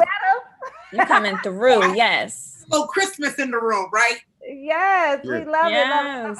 Last time we saw you, you were calling in from paradise. We was like, can we get a vacation too? Okay. you know what? The way that they have shut LA down, I'm getting ready to call it again from a whole nother paradise because I can't do it. I can't do it. Yeah. I'm scared to go to the grocery store in LA. It's crazy. As entertainers, like Wayne was saying, I've been blessed to not to be all tested, to be working, to be COVID negative, to be busy. I mean, it's a blessing. And now to be in a movie with Country Wayne. Nah, stop it. To be in a movie with you. Come on now. Legend. I was sneaking and watching you and that baby boy seeing my grandma go to sleep. Wait a minute. Wait. What y'all talking about? Baby boy. Baby boy, the movie. Okay. Listen. Forget all of that. What I gotta tell you is try to keep a straight face when you're on set with this man. Try to keep a straight face. You gotta be a straight face in a scene and he's doing his lines. That's the best acting I could ever do, is to not laugh. That's the best acting. Yes. Well, let's get right into it. Let's talk about this new movie, the process of filming and getting it out for Christmas. How's it been? Oh, it's been great, man. It's like, it's been amazing. It's been a blessing to have a movie come out in this pandemic. And it's my first movie and to be around legends like AJ Johnson, Lisa Ray, Michael Coria. Hey, it's a blessing. And this movie is great. Great energy. The story got a lot of plot twists. It's an amazing story. It's going to be one of those shockers that people are going to love. I love it. I can't wait. Go ahead, AJ. People checking in for you too, for both of y'all. AJ. D Shield said AJ is healthy living goals. Yes. Love. Well, listen. And look, I'm filming because Wayne don't know how much of a fan I am. How about I'm filming us on the interview? How about that? I'm filming. Yes, we love the love. First, let me say that it's really exciting for me because it's my first Christmas movie ever. A lot of people think I've done one before. I have not. So I grew up on Christmas movies. I love Christmas movies. I love the spirit of them, especially now in this kind of time. So I'm excited for that. I'm a producer on Holiday Heartbreak. So, I didn't blast that while we were on set. And, I wanted to just be a team player and to be of help and to bring my expertise and my wisdom to the set. And I hope I did that. And I wanted to have fun. So I pray that our fun translates to your living room, Yeah. Well, let's take a look at the trailer so we can give people an idea of what to look forward to. And we'll talk about it when we come back. Trailer, let's go. Come film this.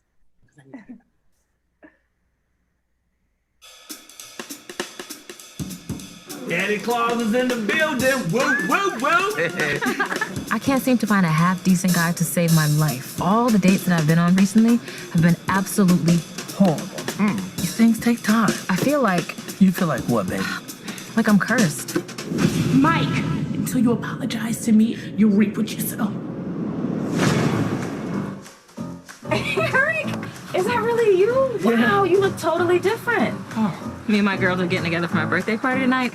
Anything is bound to go down. I might come back a totally different person. Well, I hope not. I'm very fond of the one I already know.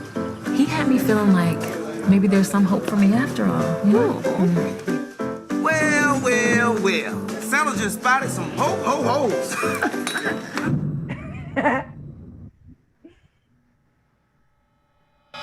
Get used to seeing this face, because we're about to jump the Brizzle. I believe I'm the cause of all of it. Merry Christmas. Your daughter's true love has to confess his love to her and seal it with a kiss. You should be happy that I'm with somebody. Why would I be happy that you're trying to marry this clown? I don't think my daughter should have to suffer for my past. You're gonna have to find the woman that spoke all these harmful things and apologize to her. Oh, hell no. You did something to my daughter? We're gonna fix it. I don't know how. Okay, I don't think that worked out. No. I hope that you could forgive me. Wow, McCoy actually apologizing? Go. Some fool trying to push up on your future wife-to-be. What? Yeah. Somebody trying to turn this wedding into a funeral? Yeah. I'ma whoop your non-joke telling ass. That's what I want you to do. What's there not to love about Christmas? This looks good. I can't wait.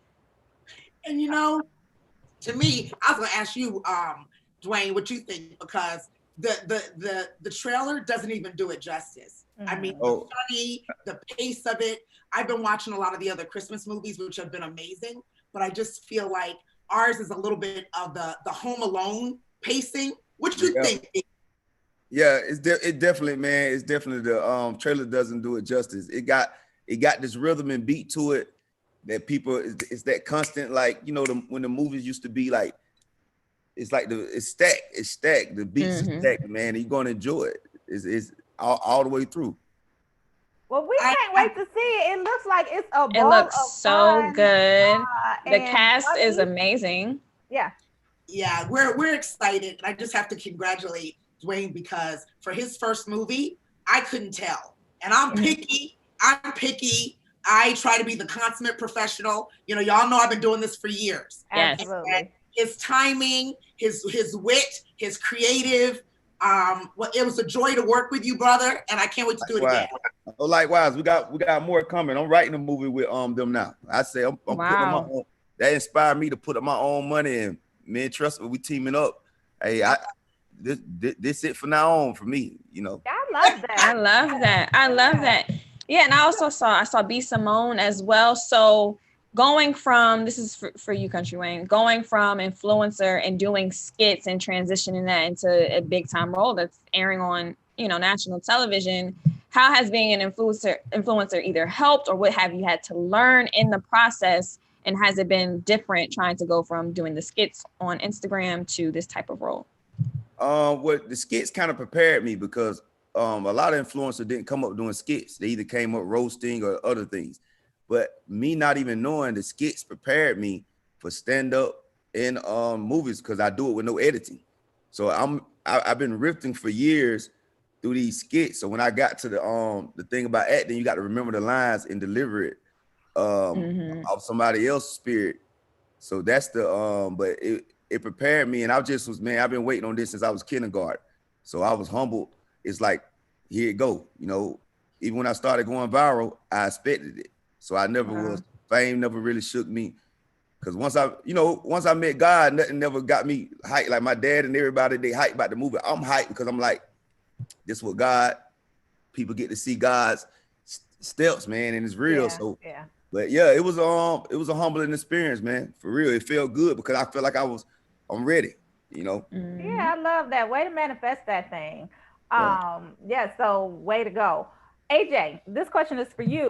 You said that you were a producer, but you kind of kept that on the low because you wanted to be clear and all of that. How was it producing this movie as well as acting in it? How did you manage to juggle both of those at the same time?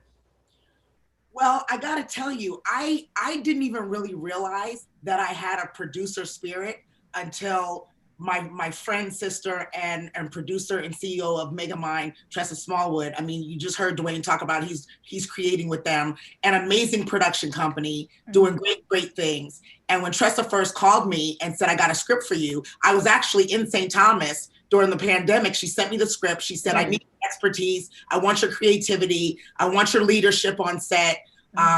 I want your input. And I just love the fact that two sisters were coming together, and at the helm of her, she said, come along with me, sis, and help me do this fun. So once I got to set, I really tried to be who I always am on set. I like to be a collaborative part of the cast. I like to be a co-creator. I learned that back doing House Party. You know, what's become House Party is just us coming together, creating real time, a great director, great producers, great cast like Dwayne, and just saying, let's have fun and let's film it. And what you get is a great movie. So I tried to make sure that we kept the fun. I tried to make sure we kept the pacing. I tried to make sure that even Tiffany Yancey, the amazing writer of this, allowed us to be creative, because sometimes writers say, no, that's the wrong word. And I remember saying to her, if we as talent can make you forget your own words and pull you into the fun we're having, that's when you know you've written a great script. That's my approach as an actress. I never knew that was really producing until lately. And so I'm just being the mental space and the creative force as an actress. Now I know that I can also share it as a title of producer. Yeah. All I love that. Wow. Facebook is checking in for both of y'all. D Shield said this one is real live. Oh yes, I can't wait to see it. They was like, y'all got Country Wayne? Yes, girl, we got Country Wayne. Marcus May says he need a role. So Dwayne, while you were over there writing your stuff, hit up Marcus because he said he need a role. Yes, Quintella said, yes, I can't wait. I love Christmas movies. Nathan said, I'm starstruck. D Shield said, so happy for you, Country Wayne. I love your journey. Yeah. Good morning, Soror AJ from Kathleen Colin. Okay. I love it. Hey, Kathleen. So they just checking in. B Harbor said he's looking forward to seeing the movie. D Shield said AJ has brought us unforgettable roles. Perfect to see her producing all of that. So yes, y'all. We're excited. When is the premiere? Today. Today. 6 o'clock BET. You feel me? Yeah, it's gonna be on BET. And then starting, is it Friday? It's gonna be streaming on BET Plus as well. Is that the I didn't even know that. I think so. I think it is. Starting on Friday, it'll be streaming. I believe so. I need to double check that fact, but that's what I remember in my head. But yeah, y'all, it seemed like it's gonna be super funny. It's so good. I love the leading lady. What's the leading lady's name? She's beautiful. Mary, so good to see a fresh face. I can't wait. You know what? We actually sparked a conversation because we were talking about this show on Sunday as well, the movie. And we were talking about, as women, you know, as we grow and we mature, we were talking about it Monday too. Can you spot a no good ASS ninja, right? So your character, Wayne, in the movie, like, how come Mary kind of points out how come she couldn't see it but everybody else could? But like, you know, from your peripheral, you like, oh yeah, that's a no good ass. That's a no good ass. How come we can't see it as the person that's in the relationship? What you got to say about that, Wayne? Hey, you got your nose in the air, you know. But one thing about it, she was drinking that night. She was drinking that night too. So hey, a lot of us make a lot of bad decisions when we dehydrated. So okay. So you know, hey, so she met him at a time she wasn't really herself, you know. So, and sometimes those moments keep going. When you meet a person at a vulnerable place in your life, or a place you might be finances or something, that wasn't you. You was in a situation. Then you stuck with that person because they made you feel good at a moment, and you think you owe them something. But hey, man, you got to be at your best. Don't look at nobody till you at your best. Good day, don't drink plenty of water. You know what? I want to chime into that because as a woman, y'all know, for you two big sisters and all the women that are watching this, y'all know that sometimes you go, I want to try something different. I want to, you know, what I'm used to ain't working. So I want to try something different. And sometimes that different goes a little far too left. And you're like, oh shit, that's a little too different. So I think that's what happens sometimes. But you got to see the movie to see why this continues to go through. Yes. Oh, so I just got the word that it's going to be streaming on BET Plus on the 20th. So it's airing tonight on BET, and then it's going to be streaming on BET Plus on the 20th. So yes, awesome for that. But yeah, I've been watching Christmas movies, and I just love the originality of some of the new movies scripts, that I've been seeing. New story, fresh stories. It said breaking generational curses. Like I really look forward to seeing this plot. Yes. I like I said, I'm personally excited because, you know, even though growing up on Christmas movies, I wasn't watching Us. You know, history, you know what I mean? And now, and it's so interesting that now, this particular season, there's so many to choose from. That's pretty much amazing, you know? That every week a new Christmas movie with somebody that looks like me as the lead. And I'm so excited about that. And to now be part of one is just awesome. I love that. Black women, you know, for real, like Mega Mind Media, you know, one of the heads of the company is Tressa, which you're going to hear her name a lot in the future. Like, that's why I'm teaming up with them. But to see black women, the head and taking, and everything, she's about her business for real. I've been in business with a lot of people, and I got to say, she's one of the best business people I ever dealt with. Even the writer, Tiffany Yancey, which AJ know, who wrote the movie, I chose her to write my story for my new movie. And it's like these black women, this black magic is really rolling around, and I'm with it for real. I'm really with it. And it's amazing. I also want to give kudos. And the funny thing is, both of us probably haven't said anything about this because we don't know a whole lot different. But we shot this in August in the DC, Maryland area when hardly anybody was filming anything. Right. And so to be on location at a time where the COVID pandemic quarantine shutdown was happening, there's no valet, no laundry service, no room service in the hotels, but Megamind rolled out the carpet. We were COVID testing almost every 2 days so that the whole crew felt safe. It was such a great, safe environment to do a film and feel comfortable on location. That's all Megamind Media. So even in terms of production company in these times, for us to be working, it's really important for us to feel safe medically, keep our family safe, keep production safe. And it was great. I'm really picky, but I felt so comfortable and so safe. So hats off, love Megamind, Tressa, Tamara, the wardrobe, everybody was great. A family affair, everybody was great. I love it. We got another special guest that's joining y'all right now. One of y'all other co-stars in the movie. Michael is here. Come on, Michael. Where are you? There he is. Go off of unmute. There you go. Whoa, you got it. Good morning. Y'all doing? Oh, wait, y'all caught me in my fancy robe and everything. Good morning, everybody. Trying to get on this thing for 15 minutes. Lord. Well, you're here now. We happy that you're here now. Yes. Beautiful. Look at y'all. Yeah. Whoa, whoa, whoa. What up, whoa, whoa, whoa, whoa, whoa. Hello, AJ. Hi, Ro. Who's the person in the corner? Do I know that person? Which one? In the blue outfit who ain't saying nothing, who look like they waiting on a number 4 bus. Who's that? Who? If he's talking about you, Tiara, or the one? He's talking about me. Yeah, how are you in the corner? Hi. Good morning. How are you? Oh, I am so excited. Y'all don't even understand. Country Wayne, I'm doing a premiere at my house. It ain't gonna be but 2 of us, just me and my. But my woman has bought me not a red carpet, but a red carpet remnant. Okay, so we're gonna put the remnant on the sidewalk, and we have passed out these flyers to my neighbors. That's right.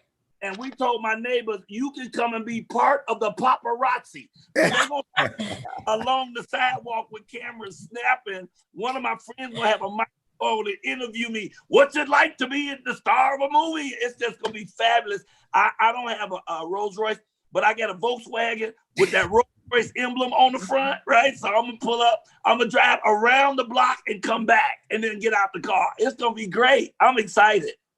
That's what's up, man. Yes. Can y'all imagine trying to be on set with these two? Can you imagine? What an introduction. A joy. And to work with y'all y'all are really, really stars. And you both were so professional, so kind, so giving. That's what made it just a wonderful, wonderful experience, because I came expecting to run into a bunch of divas and none of them showed up. Everybody was just cool and kind and helpful. And AJ saved me 1,000 times. I'm goofing off around. I was trying to act. I was doing theater. And she pulled me aside and said, boy, what are you doing? Why don't you just talk?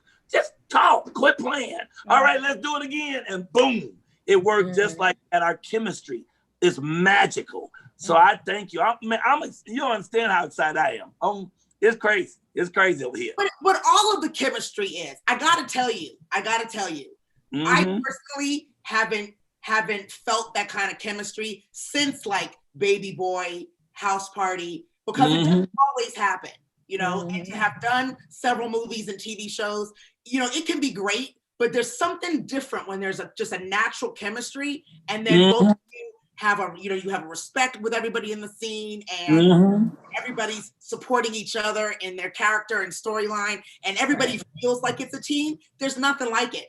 Dwayne and I had very little together in scene, but our time together, you'll see, you would think we've known each other for years, and because we're just together, that's a chemistry that you can't create. Michael and I mean, you know, we've known each other for a long time, but this is the first time we actually got a chance to work together. I've respected his comedy for years. And so to be a part of his process, I just felt like I was so honored and humbled to be able to get the opportunity to create with both of them. So hopefully you'll see and feel all of that. And right before the pandemic, we did a Black cruise together, 4,000 Black people. Right. Wow. Right. And y'all was lit. Y'all brought COVID over here then. Yeah, it was y'all. So I'm not going to even laugh at that. I did not partake in that cruise COVID. Don't even try. COVID, but no, this is a great experience. We have to give love to Tressa Smallwood and Megamind because they create that atmosphere that's positive and uplifting and creative. It makes you want to do the right stuff because they encourage you. I mean, I'm telling you, this was scary for me. I don't know about y'all. This was scary for me. I've never had a part that was this big. And the whole time I was telling all my fans and stuff, man, I hope I can do this. I was all, you can do it, you can do it. Then when I got there, sometime I'd have a scene I wasn't sure of. I look over and craft services be like, right on. I mean, they would lift you up so much that they gave you the energy to know you can do it. And I just love this cast. This story. Tiffany Yancey wrote a play that's out of this world. The story is great. Y'all gonna love it. You're gonna laugh. You're gonna love. We're gonna do a little dance. We're gonna do a little fighting. It's gonna be off the chain. Yeah. And from what we've seen, you did an impeccable job. So from what we've seen, we can't wait to see the rest of it tonight airing on BET. And also, I was just checking. Facebook is checking in for y'all. Like they talking about y'all hilarious. He's naturally funny. Talk about you, Michael Collier. So we just can't wait. We're excited. I talk about Country Wayne everywhere I go. Can make anything funny. He can say peanut butter. He can say curtain rod. It don't matter what this nigga say. It's hilarious because of how he says it.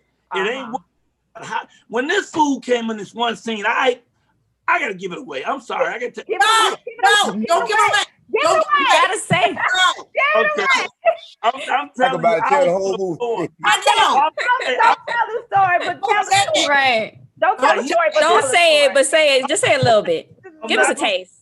No, don't say it. In the club. Okay, that's it. Club, one thing, I fell on the floor laughing. The shit, it was so good. It was so good. Yeah. Now y'all don't know this gonna be fun, and fun. Yeah. All right. Let me tell you this. Once it airs, then check our IGs out because I think we all have so much behind the scenes that could be its own movie. Yeah. That I can't post some of the behind the scenes footage I have. Once it because all we're doing is laughing. We're just laughing with each other, at each other. It's just a good time. Oh, jump in, invite your viewers to come to my my Facebook page this morning. Absolutely. I do a live show at 7. That's my people. They panicking because I'm supposed to be on at 6:30. So in 20 minutes, we start the show, The Michael Collier Morning Show. You can go on YouTube and put in The Michael Collier Morning Show. We'll be talking about it on that show. We'll be having fun. Everything about today is just wonderful. I'm excited. I don't know what to take. Congratulations to all of you. I have to give this to BET. I started at BET. So that's why I be 34 years ago. And 34 years later, I'm actually a star in the movie. Woo, woo, woo. So listen, y'all, before y'all get out of here, y'all tell us why should people watch this movie tonight, 6 o'clock? We'll start with you, AJ. Why should people watch the movie? I think one of a few reasons is one, because the joy and the fun is so needed right now more than ever. And if you've got to be home and you can't go anywhere, this is a great way to spend the holiday with family. Right. It's a family content, so everybody can watch together, which is awesome. My co-stars, Dwayne Country Wayne and Michael Collier, Miriam Bashir, Lisa Ray. The cast is impeccable and the chemistry is amazing. I just think, who doesn't want to have a good time? Who doesn't want to laugh? Who doesn't want to have a heart story? You get all of that in Holiday Heartbreak. Love it. Okay, Wayne. I believe people should watch it because it reminds us of who we really are and not what we perceive to be to the world. Fun. It's like that soul food. The soul food movies are Best Man. Remind us we Black people. We're fun. We ain't finna worry about too much. Hey, if we got the bill money, we got it. If we don't, we don't. And it it just got that family vibe of reminding us of who we really are and not what the world has pushed us to be, wanting material things. You know, just that the push, the entertainment world has pushed us to want everything over the other side sometimes. But it just reminds us of that good, heartfelt Black people, man, just good fun and love. And it's so funny. Hey, it's gonna make your stomach bust, and we ain't got the cuss. All right, stomach bust. We ain't got the cuss. I think folks should watch it because, first of all, the chemistry.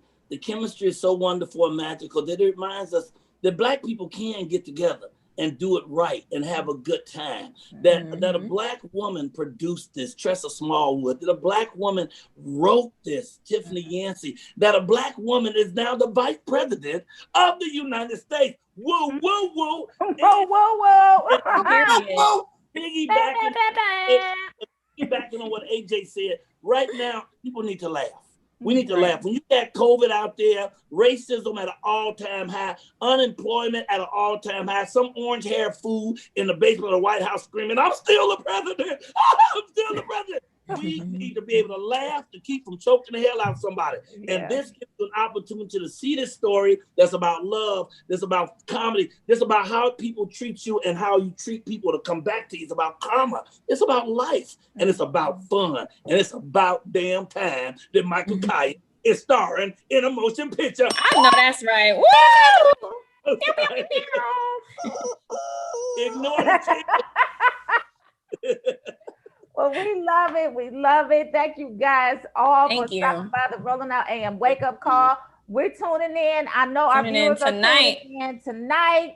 It's on BET. And then on the 20th, it's going to be streaming on BET Plus as well.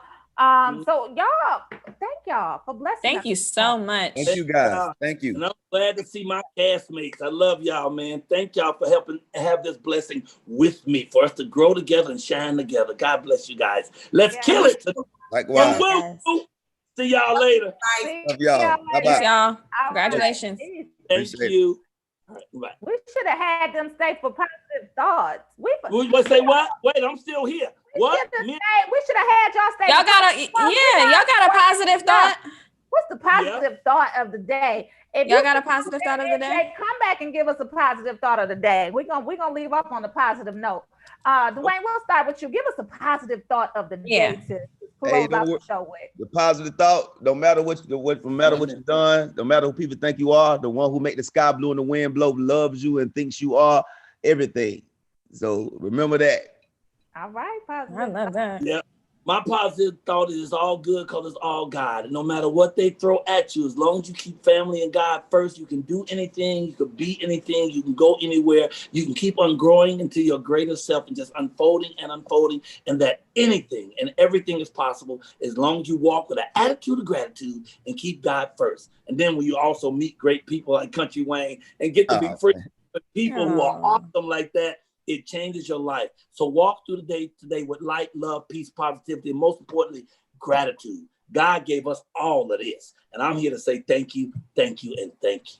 Yes, I love it. Yes, I love that. I don't even know how to follow up with that. My positive thought of the day is smile. Whatever it is you got going on, find a reason to smile today. It actually tricks your psyche into being happy when you exercise your grin. So smile.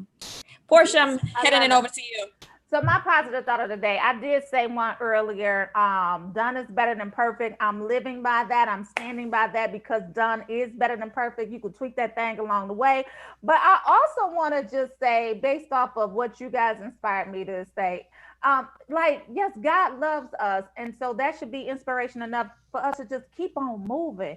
Keep on moving. Hey. Don't stop. So keep on moving, y'all. Love y'all. See y'all later. Thank you so much. Thank you so much. Y'all be blessed. Happy holiday, heartbreak day, everybody. Happy holiday, heartbreak day. Whoa, whoa, whoa. Bam, bam, bam, bam.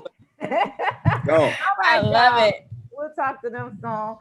We tuning in tonight. Today we had a great show. We are tuning in tonight. I am excited. That cast was amazing. Their energy, their synergy on camera today was super dope. So I can't wait to check that out. I love a good Christmas movie. I've been watching Christmas movies because it ain't a lot that we can do, just working and watch. Because if you abide by the rules, you sit in your butt in the house and you ain't really going nowhere and you ain't got to wear a mask. So anyway, right. But I've been watching them and they were good. They're really good. They're really good this season. I love to see Black people get creative.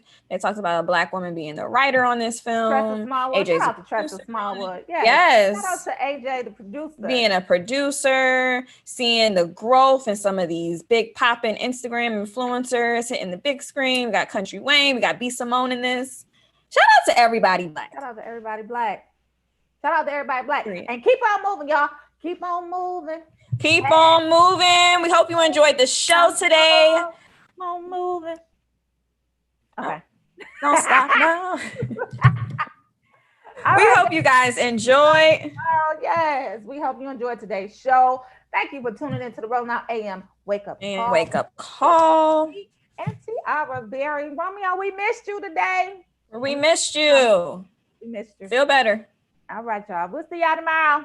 And keep on moving. Keep on moving. Keep on moving. Don't stop. No. Keep on moving.